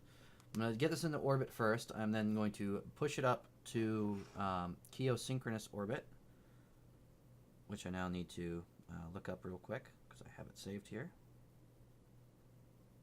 for the altitude on geosynchronous. So we'll have one side of our orbit be geosynchronous and one be low orbit, and then as we complete each orbit, we'll deploy one additional satellite. And this is all goofed, so I'm glad I checked this. Let's put that there, blow the fairing. Okay, this needs to be down there. Then blow the fairing. Okay, then boop, boop, boop, boop, boop, boop. Want this one. We want this one. And we want that one. And we want... Actually, I got that in reverse. We want the top one. Down and down. And we want the top one. And down. And down. Okay. Now we can launch.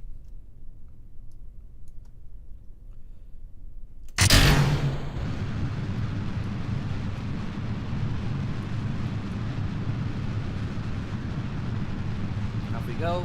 New relay network. On its way to orbit.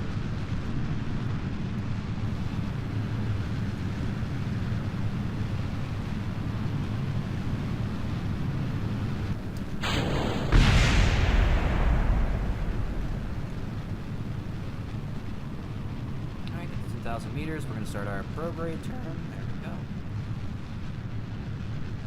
Now I could set this to follow prograde and actually do a proper gravity turn, but I actually need to be more aggressive about our turn than that with this this launcher. This launcher has a very strong thrust to weight ratio. Yeah, we already need to shallow out a little more.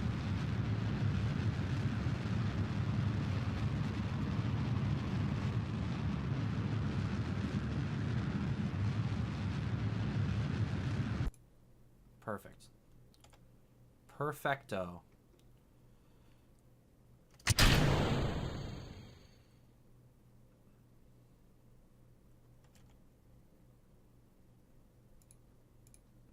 Now to get us orbit, we're going to use the vacuum efficient engine.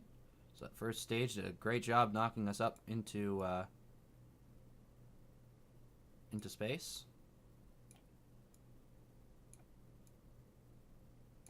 Okay, whatever. That one's just arguing with me.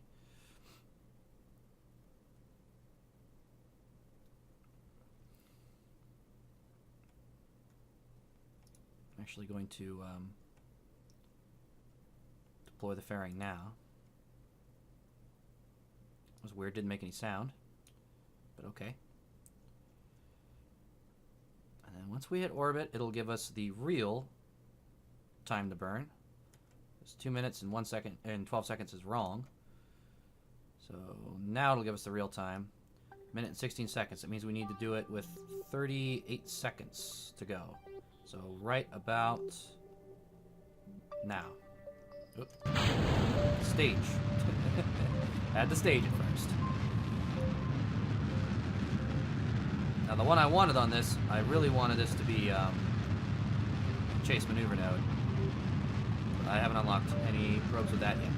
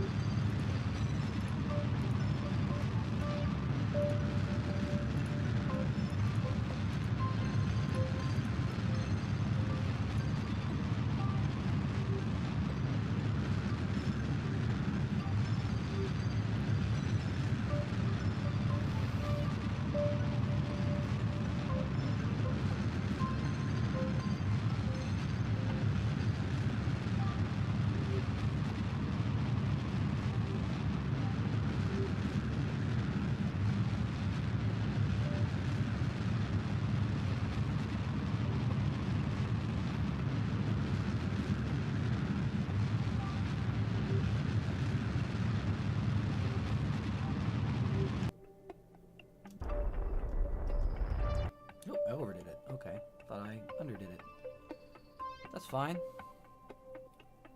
We're in good shape.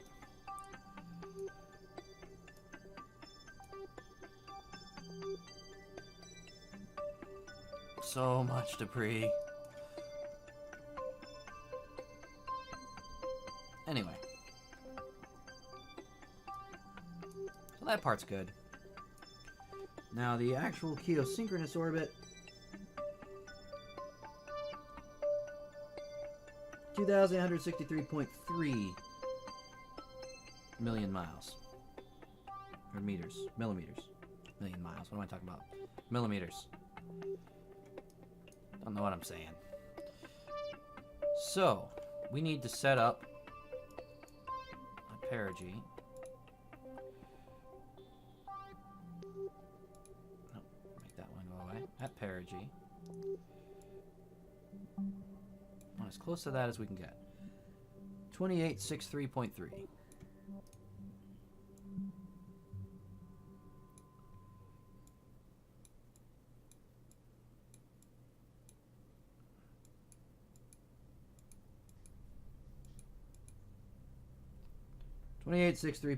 Okay.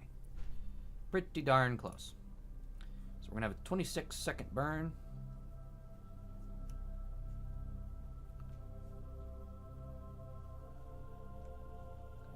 Did you ever play Banjo-Kazooie Nuts and Bolts? I think I might have. I know there was one at one point that I played. Back when you could rent games from Blockbuster.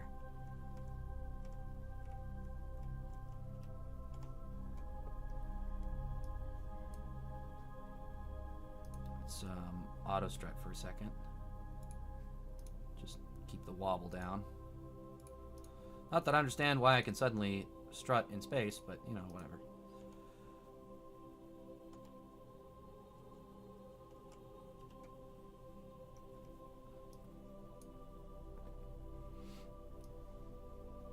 Okay, we're almost to the node. We're almost to our burn.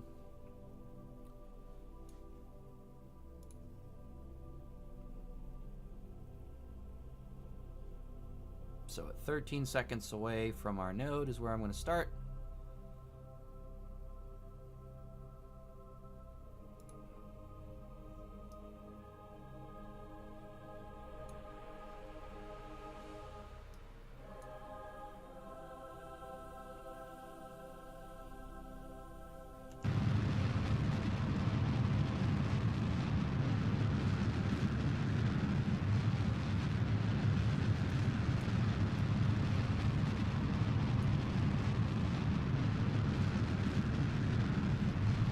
Point of this high orbit, geostationary. Basically, all you're doing is you're putting a satellite high enough up that its rotational or its orbital velocity matches the rotational speed of Kerbin below it. So it basically stays in one position at all times. So right now, our apogee needs to come up just a little bit more. So let's check that out. Let's finish up the node. Aiming prograde, perfectly prograde.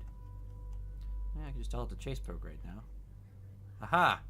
Aha! That actually is helpful.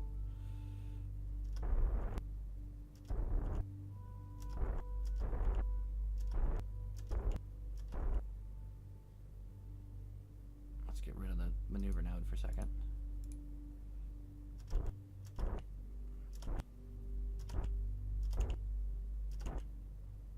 Okay. Let's tone this way down on thrust limiter. 10% maybe.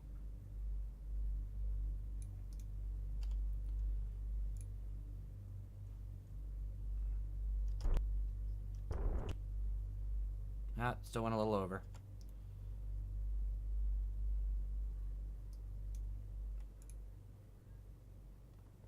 Just tell it to chase retrograde. God, that's easy.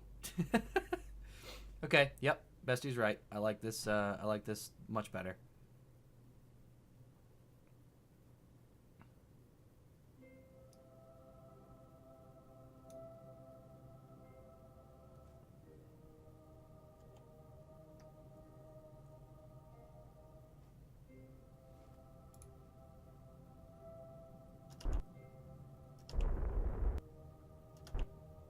Okay. That's good enough.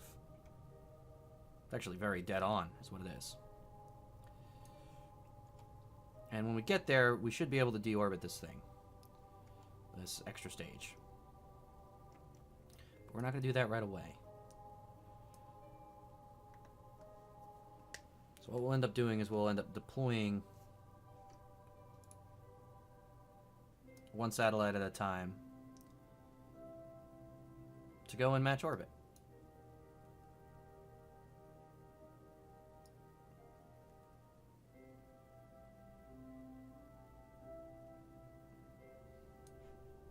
Next staging is here.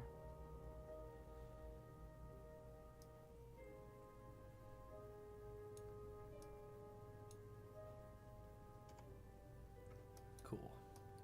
Very cool. So we got 1 hour and 20 minutes.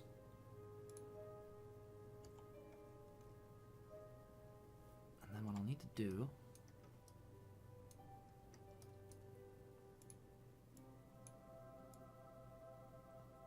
need to raise perigee to be perfectly circular, or as close to it as I can. Which I said 2863.3.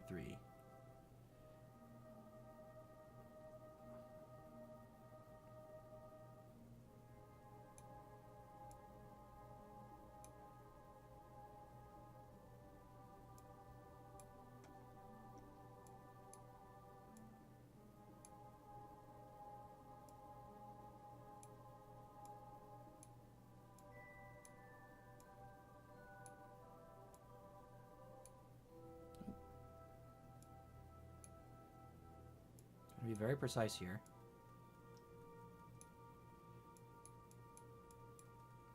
Let's make this as stable as possible.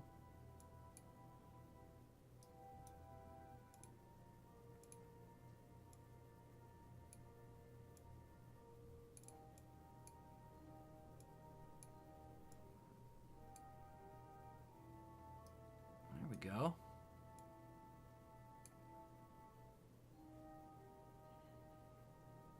That's pretty dead on.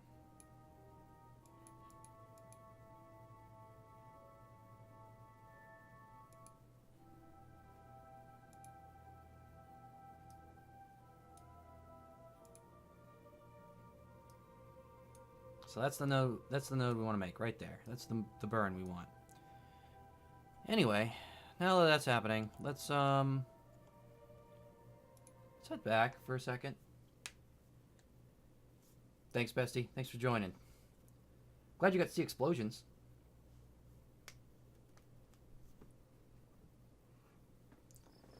Explosions are the best part. Alright, now.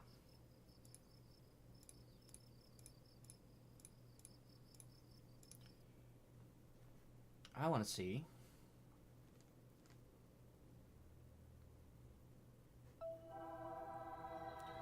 what's coming up for maneuvers. Keosat's coming up in 10 minutes. Keosat 2 is coming up in 23 minutes. Spear's coming up in 20 minutes. So we got quite a few maneuvers here coming up. So take that out, take that out.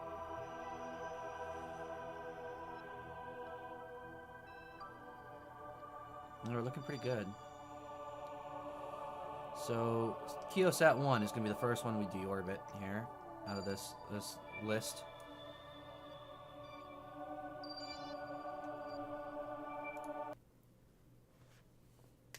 So Keosat 1, Keosat 2, and then Xperi. So while we're launching the new relays, we're going ahead and bringing down the old ones.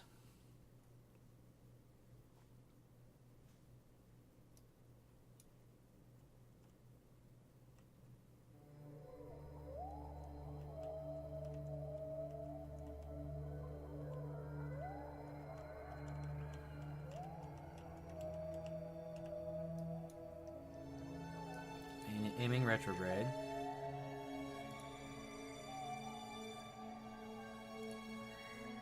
Oh, T+. Oh, we missed our window.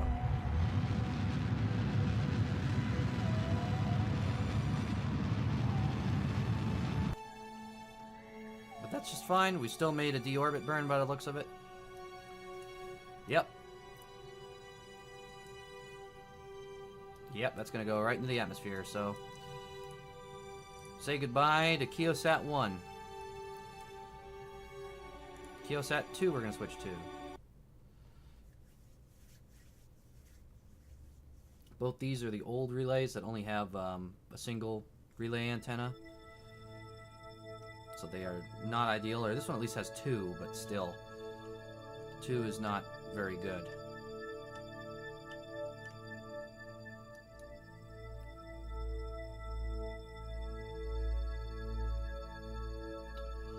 Hello, hello. I believe so. I believe I do remember you. I don't get a ton of viewers, so it's not that hard, but I am also bad at it. So let's see. What I want to do.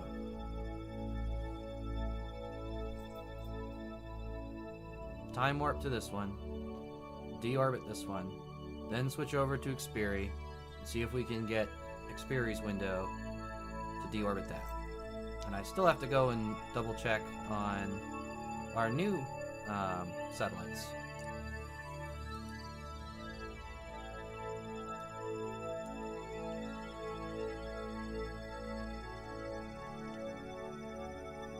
Don't you remember that time? I don't.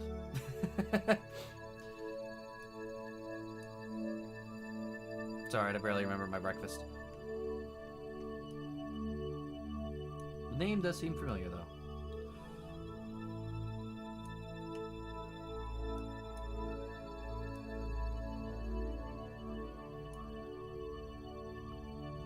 Okay, wait till we're dead on. And boom.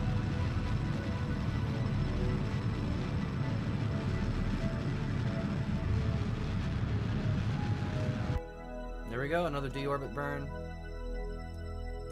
Another outdated satellite getting thrown back into Kerbin. Xperi.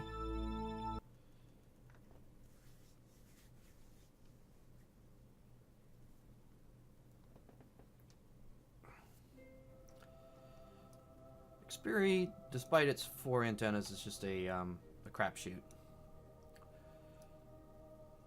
So we really need to drop a new maneuver on this, because it's not until it's back here on this orbit, actually, it's not until it's at this apogee that I'll be able to really deorbit it.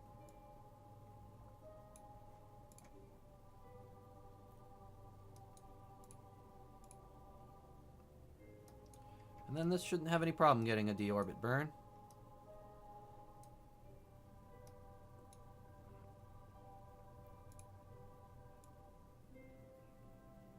Oh yeah. I can practically make this one come to a total stop. I actually can. I can make it come to a total stop and just straight line in to Kerbin like a bullet.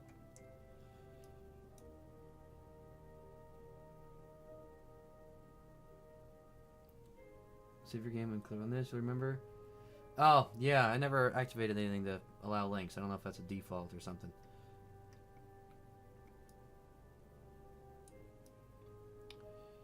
Alright, so that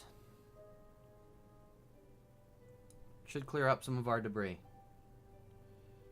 So I gnomed you.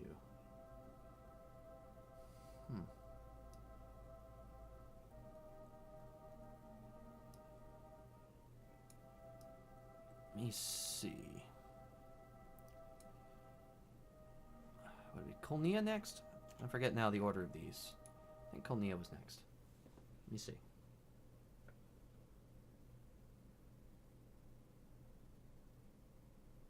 I don't want to over time warp and miss our launch window for our geosynchronous satellite network.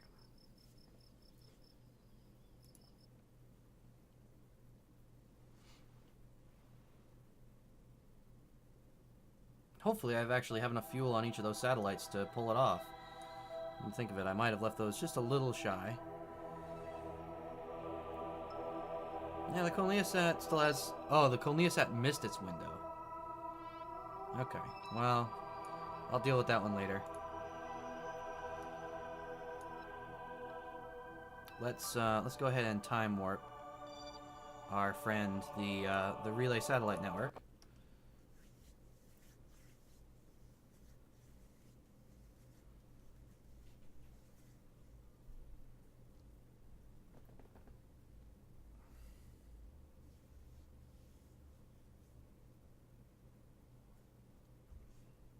Okay.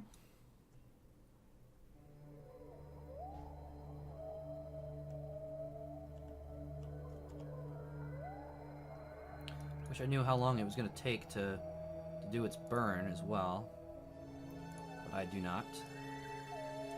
And it's not going to be easy to figure it out either. I think I would actually be stuck doing actual delta V equations.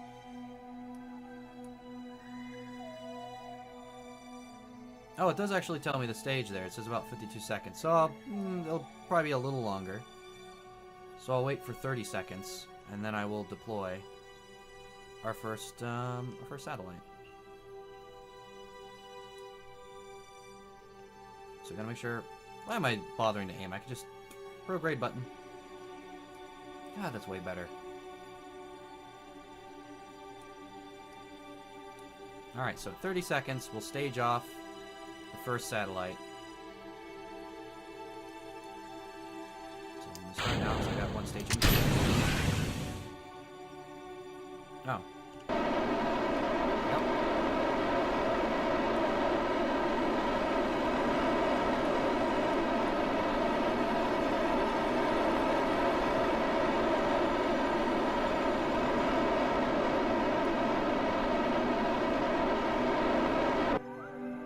Some correction burns.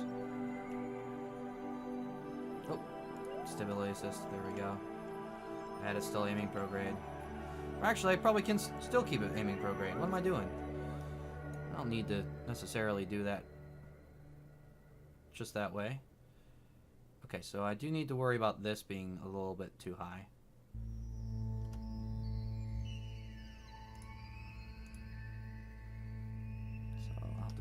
Burn that way. And I'll have to make a slightly radial move here. It's probably why it's trying to have me aim right here.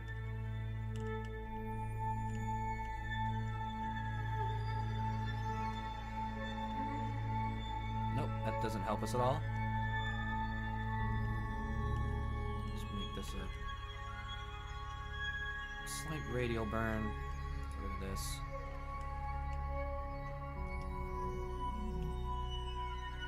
Okay, that's better. Go back prograde.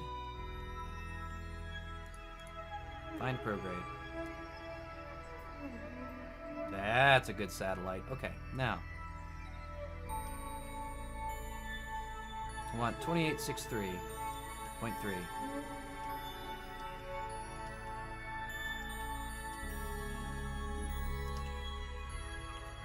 Why did that keep burning? I don't know why that kept burning. But I will thrust limit this down.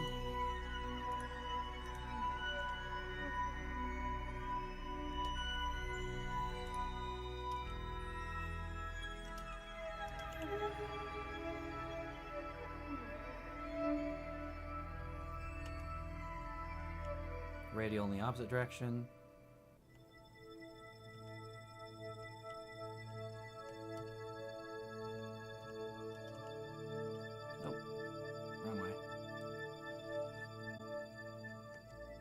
Thankfully, this seems to have just the right amount of fuel for this.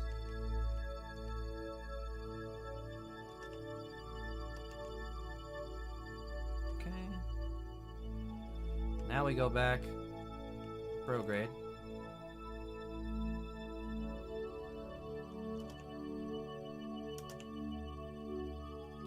Wow. 26.3 exact on the nose. I'll take that. This one's just a little high, so I'm going to have to just fix that one when I get to Perigee. So there we go, there's one relay.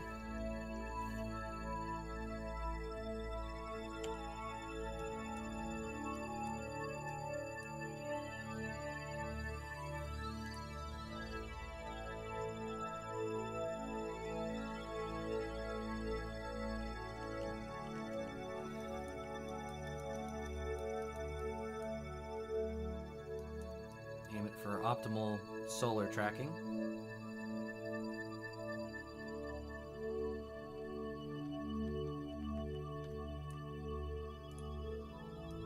And there we go.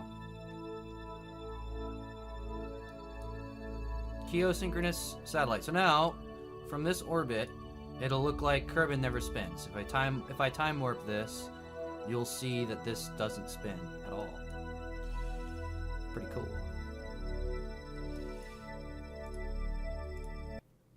Now, here's a real trick.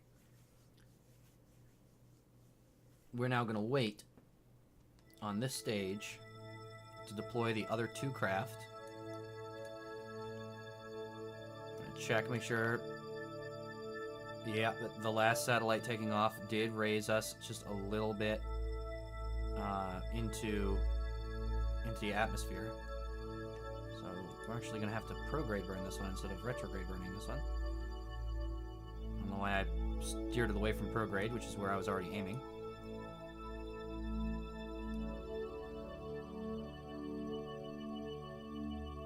Okay. We'll just give it just a tiny little burn.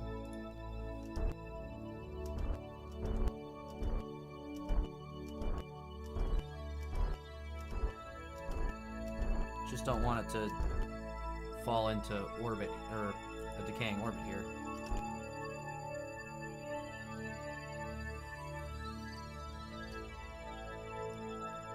Alright.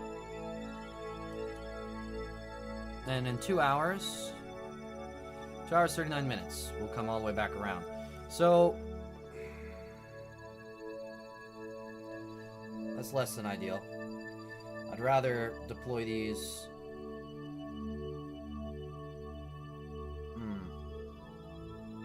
The smart thing would be to deploy these exactly 2 hours of orbit time apart.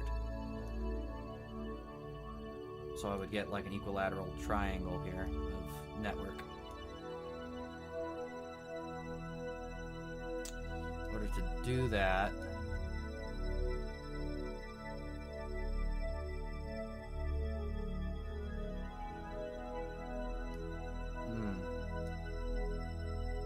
I don't know how I would do that.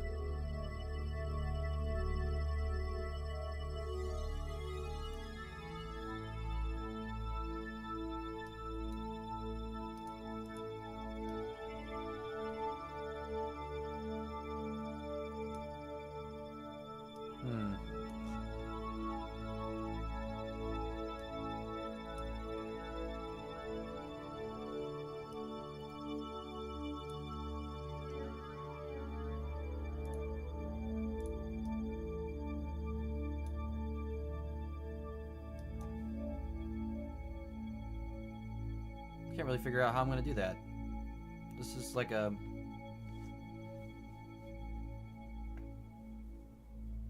little bit of a quandary here. So what I could do, I will be... Let me see. A 2 hour cycle would be a third. So that'd be 120 degrees. So half of that would be about 60 degrees. So if I could make a radial burn at perigee, if I have enough fuel for that, slight radial burn,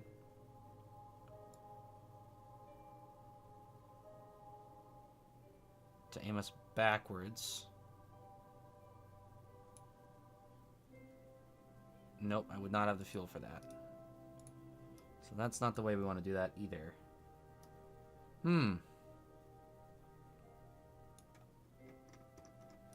Different idea.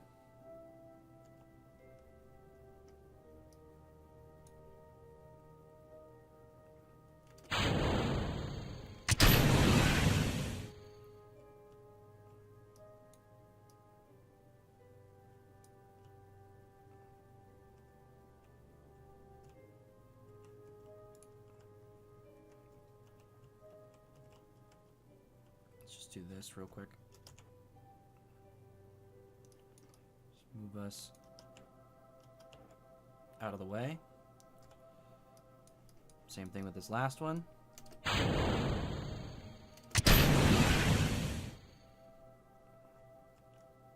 Move us out of the way.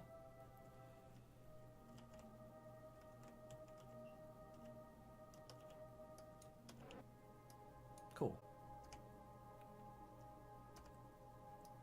Now this, I can still control.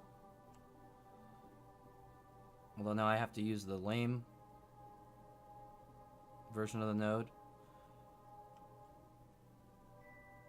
I don't have a very good reaction wheel on this either.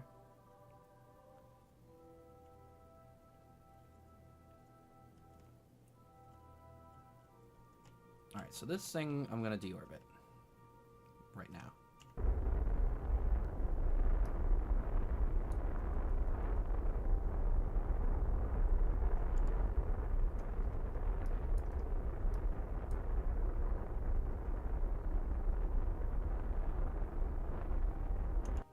Cool. So that's going to deorbit. Now these...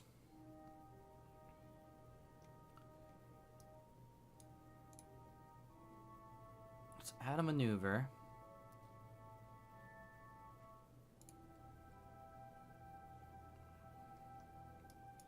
Let's just try if we can.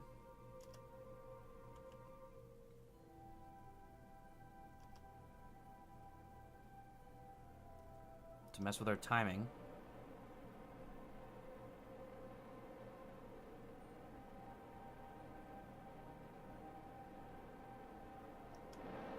So I'm going to partially complete the orbit.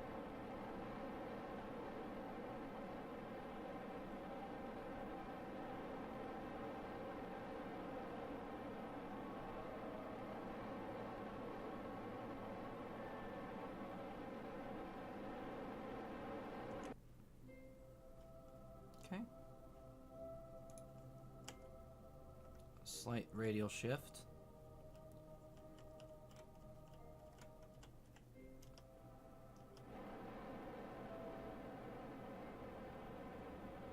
To compensate.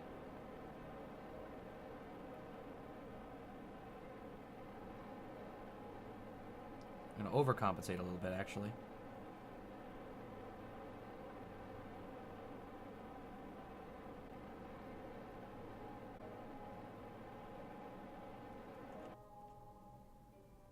Okay, back to prograde.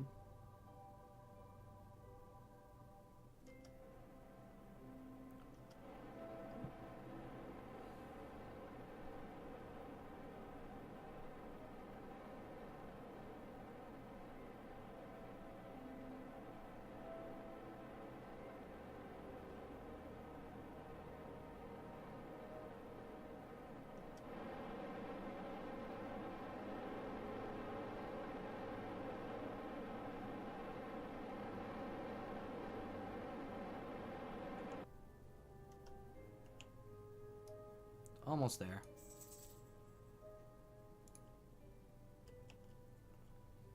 So all I'm really doing is I'm changing the timing that it's going to arrive back at that node. And the point of that is that it will arrive in 4 hours time instead of 3. Since it's a 6-hour orbit, it'll put us 1/3 of the way across the orbit. So 1/3 of the orbit will be different. So I'll basically be creating a triangle of a network.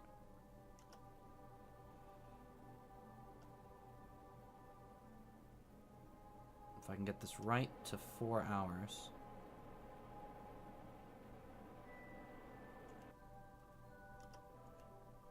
That's perfect. Okay. So when we come back around at that node, then that satellite will complete its orbit, and it will be 120 degrees different from this one. Now, the other one's going to have a more difficult challenge.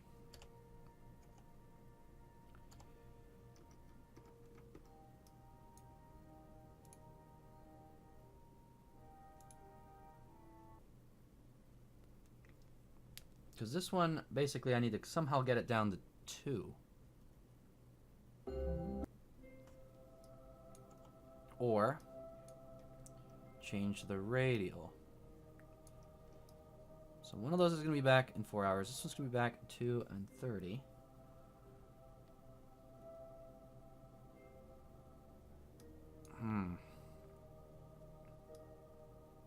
So I actually need to shave some time off this one's journey.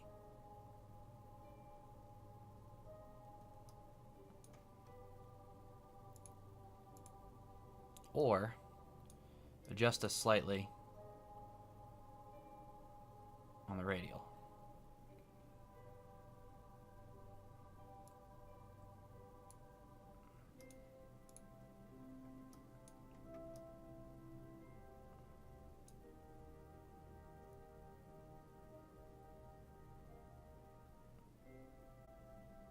What I can do... yeah, I know what I can do.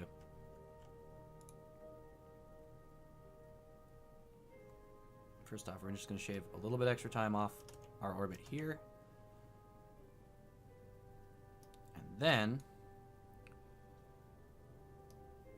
when we get to periaps,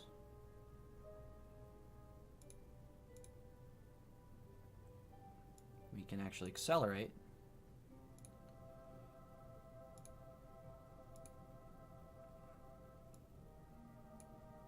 Over the altitude that we want.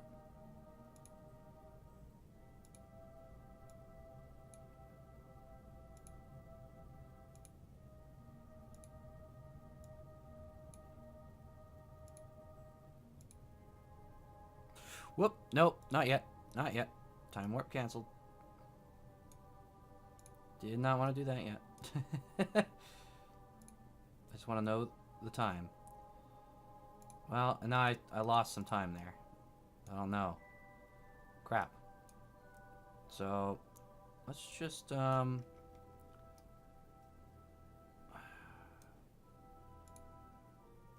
switch to. I don't know how much mission time I lost there. It's going to make the calculations harder. Sure would have been nice if I didn't push that button. So let's see. This one now has... how long? 3 hours, 12 minutes. So I want the other one to arrive in 1 hour, 12 minutes. That's the logic.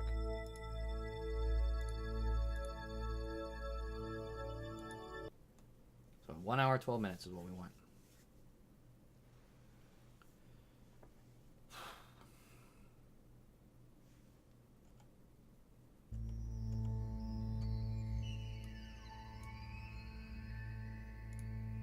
Also going to do is drag this maneuver a little bit.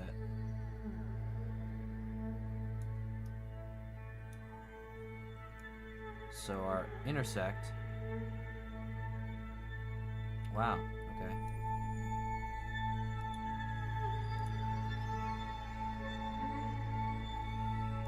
Doesn't really work the way I intended. Okay, that's fine.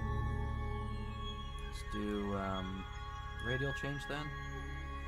I want to bring the intercept path down to where the apogee is.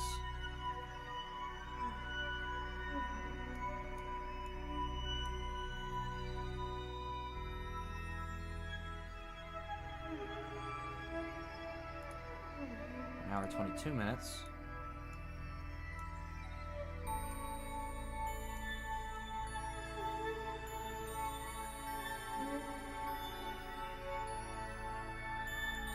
That's going to be a lot of delta V I'm wasting.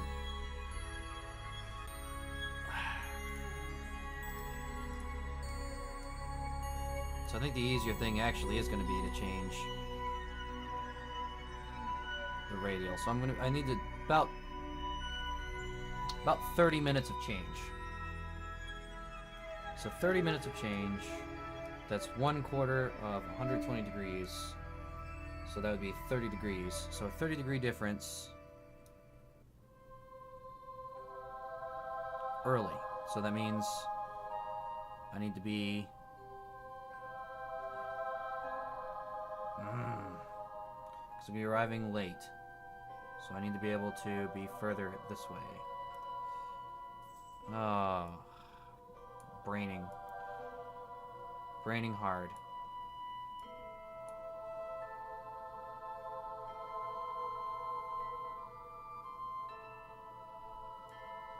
guess I don't need to be so OCD about having like a perfectly triangular network. But on the same side of things, that's me, so...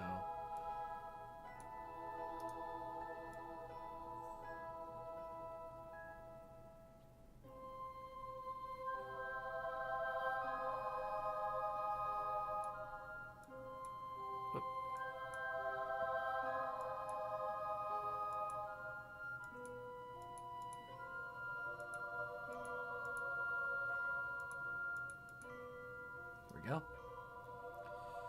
That should be close enough.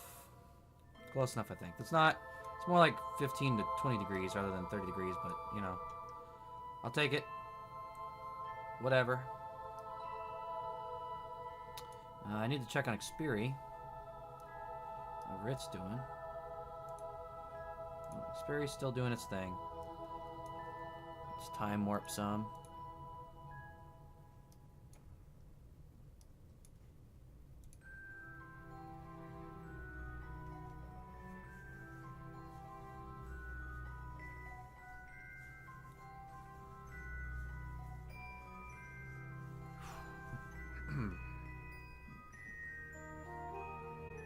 This took significantly longer than I thought it was going to.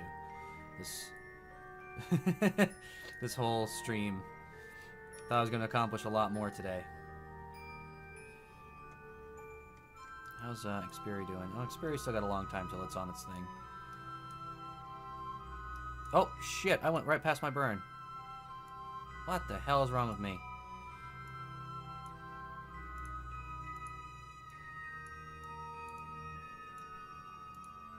I can't adjust the node now. Okay. Well, that was stupid. But that's cool. It actually looks like we're using less delta V to make the change here.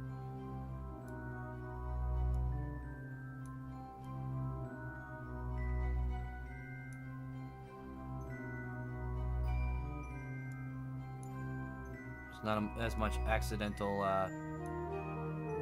perigee burn here. Retrograde burn, I mean. Okay, well, I'll take it.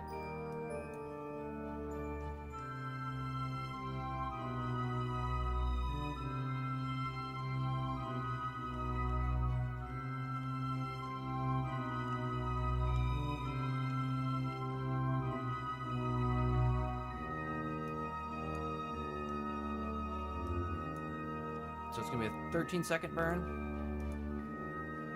So I'm going to need to wait till about 6 or 7 seconds before.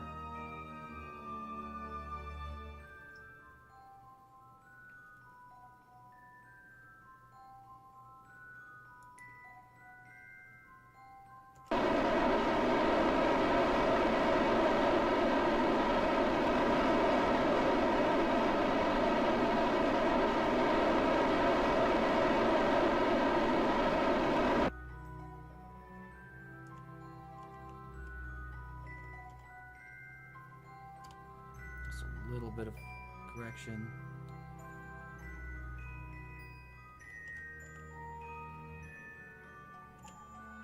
Cool.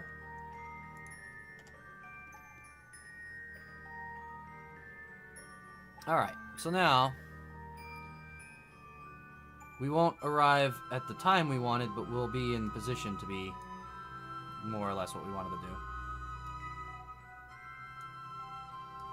If that makes any sense at all to anyone besides me.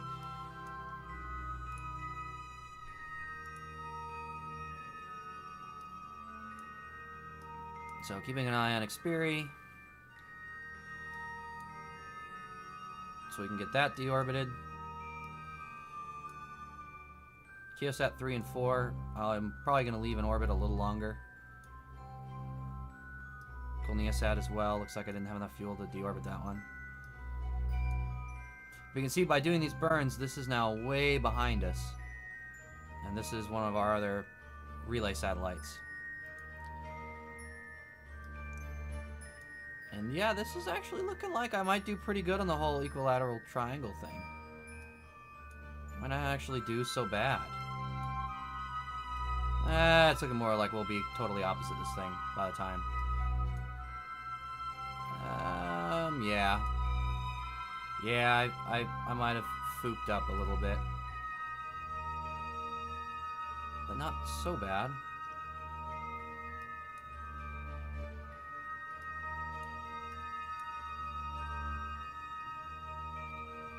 So now, I have to set up the maneuver to complete orbit for this satellite.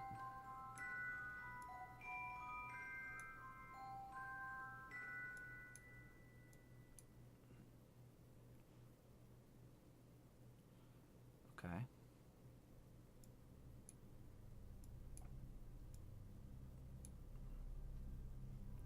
I'll do some radial adjustment as well.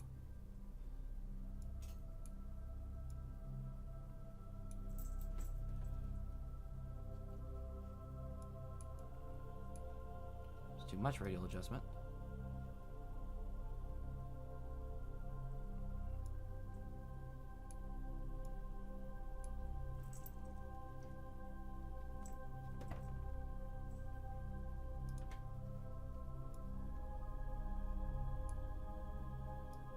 Six 3.3. Nope, see, too much again. So I need this up.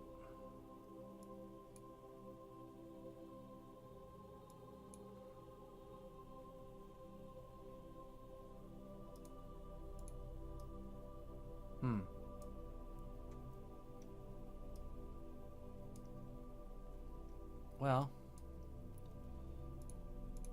let's just focus on getting it at the apogee, and I'll try and do that maneuver after the fact, I guess.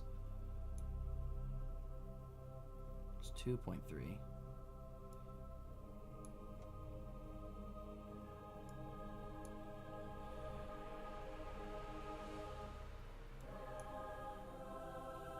Let's just get that a little closer. So at least one of these maneuver nodes is... one of these points is exactly right. 6, 2, 6, 2, 6, 1, 6, 4.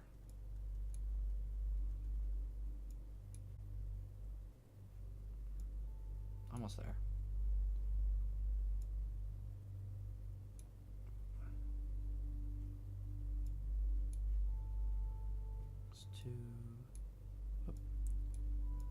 Keep trying to make very precise adjustments. It's very hard on this.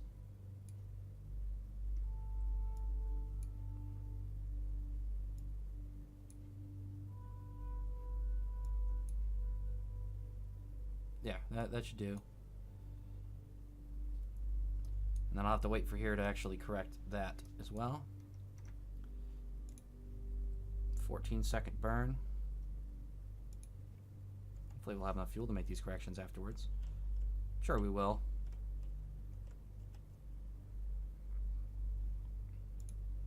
It's going to end up being a pro-grade burn mostly, I think.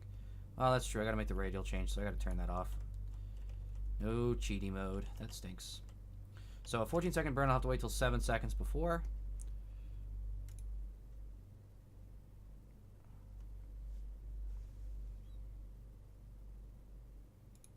Do faster than that.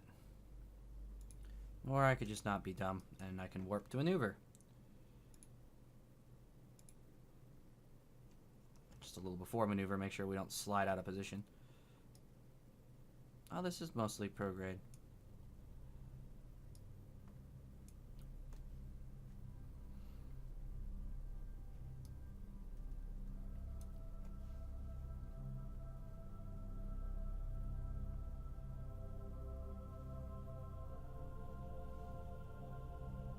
So 7 seconds is where we start the burn.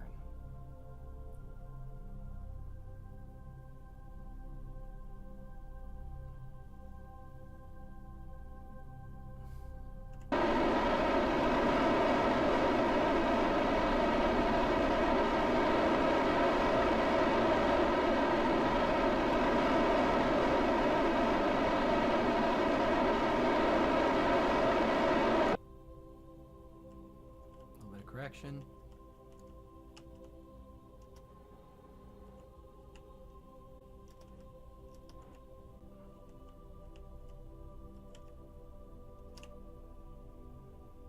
There we go.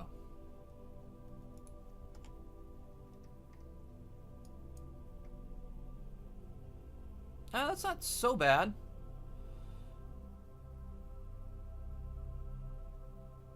I do need to just raise this a little bit more prograde.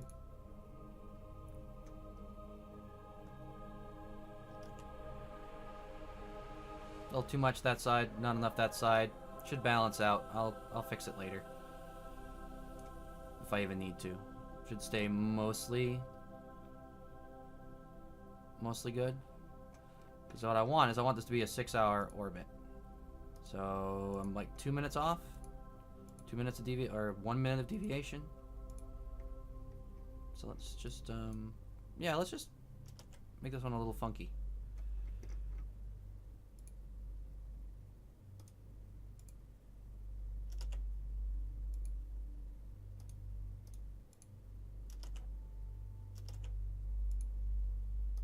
Almost there. So it doesn't really matter if it's perfectly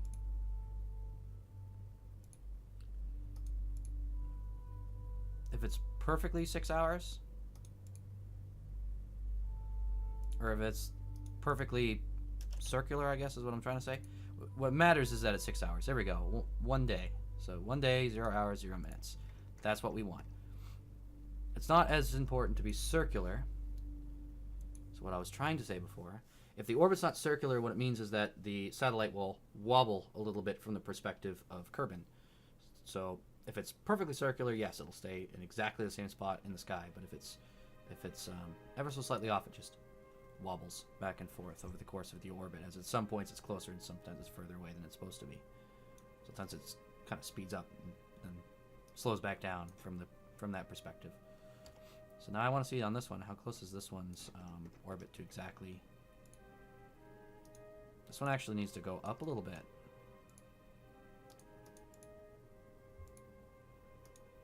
So we're going to make that correction real quick.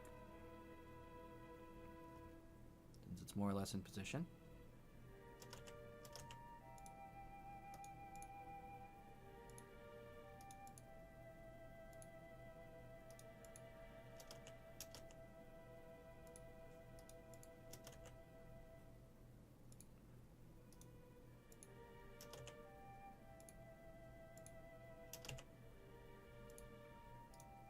Very close.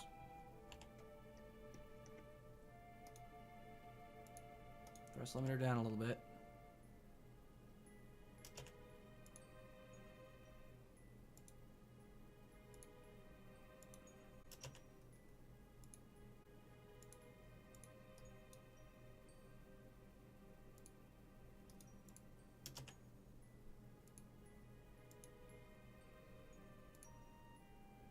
Should be bingo. So a 6-hour orbit on that one.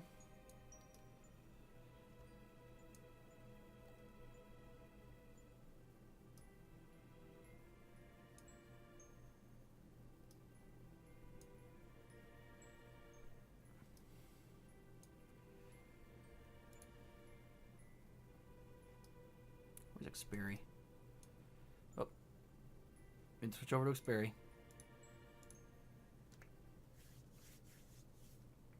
Now's our chance to deorbit Xperi and get rid of that one.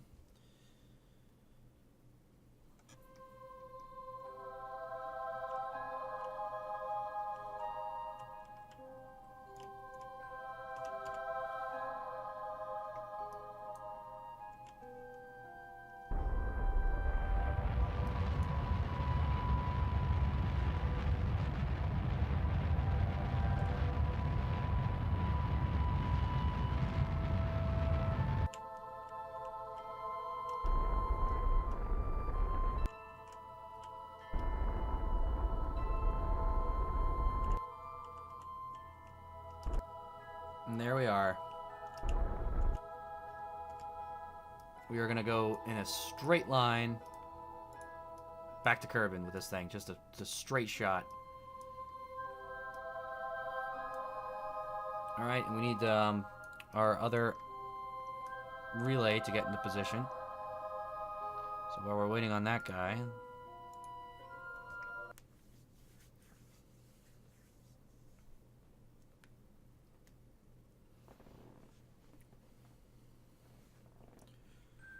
So a slightly wonky triangle for our relay network. Should work fine.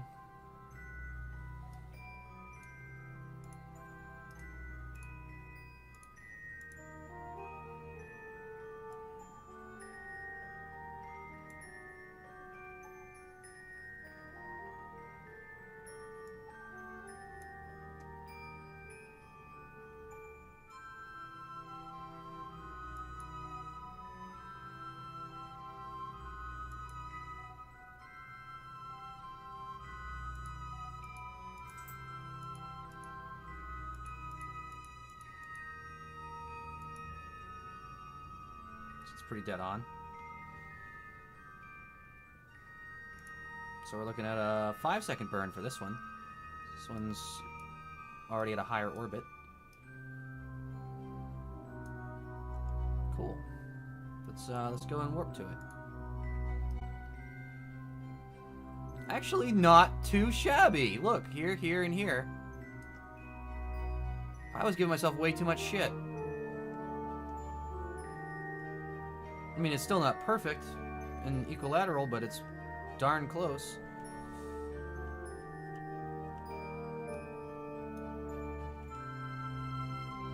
Well, this one I'll be able to just aim pro grade.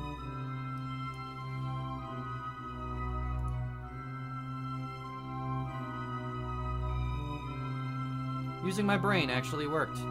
That's amazing.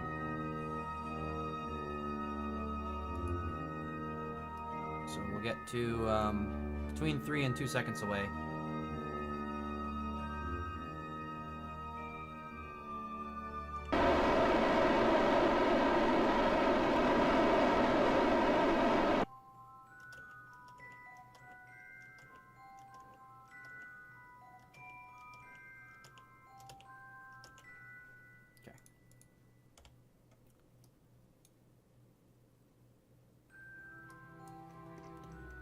We want to see. Very close.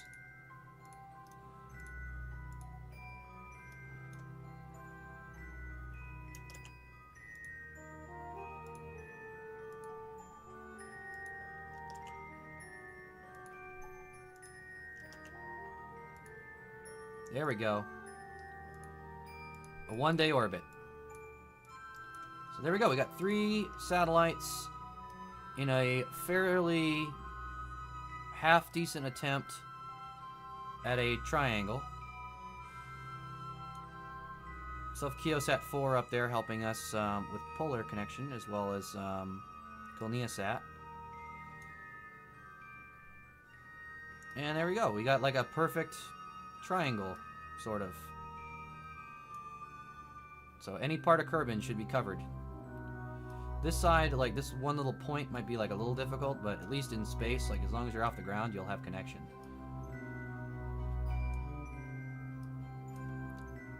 Oh, look how much stronger our network looks. Can we finally see Sunsat? And oh my god. We can finally talk to Sunsat again. That's incredible. I have no idea where the Adventurer is.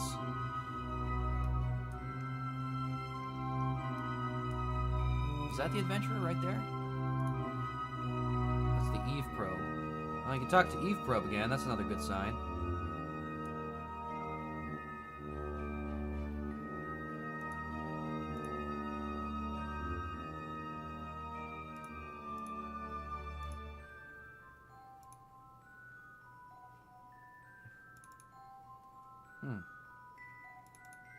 What is this? I assume that's Adventurer over here. But I don't know why it's not letting me really see that. But that's cool. We definitely got a big upgrade to our capability here. And actually, I wonder, can I set up a node for for the Eve probe now?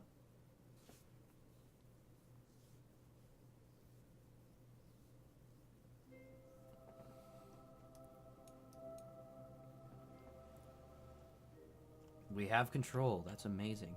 All right, let's see. What do we have to do here? To get to Eve. Eve is there. So we need to... Actually, we might stand a chance at this. Might stand a chance. Was there an older maneuver? Yep. Boom. Get rid of that.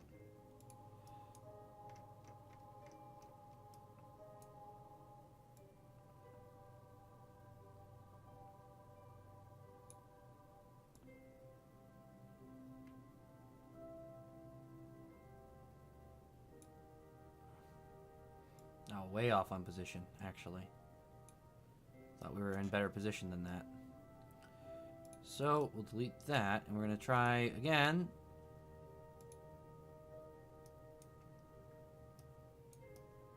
What's the chances that we could raise our orbit and go to Duna? Since this did start out originally intending to be a Duna probe.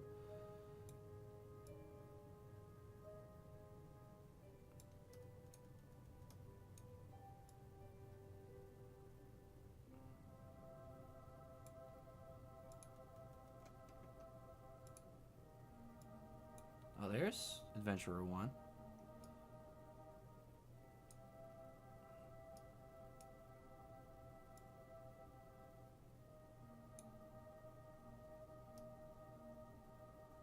Well, that brings us back to a Kerbin periapse. Bring this back to Kerbin. From interstellar space, that'd be kind of cool. Or interplanetary space, I mean. Interstellar. What am I talking about? I'm talking out my ass. Alright, now. Where the heck does the intersect with this thing? It's driving me crazy.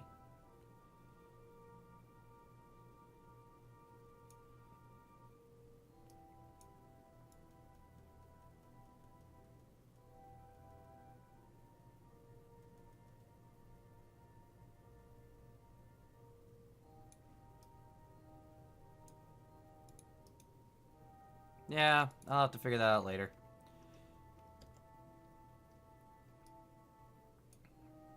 See if I can actually eventually make a good maneuver there. But at least I can actually see the darn thing now.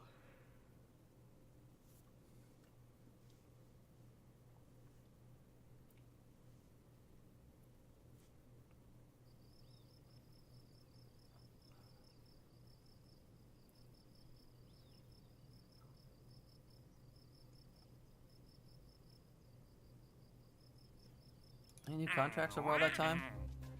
Nope. No new contracts. Forgot about the whole concept of contracts.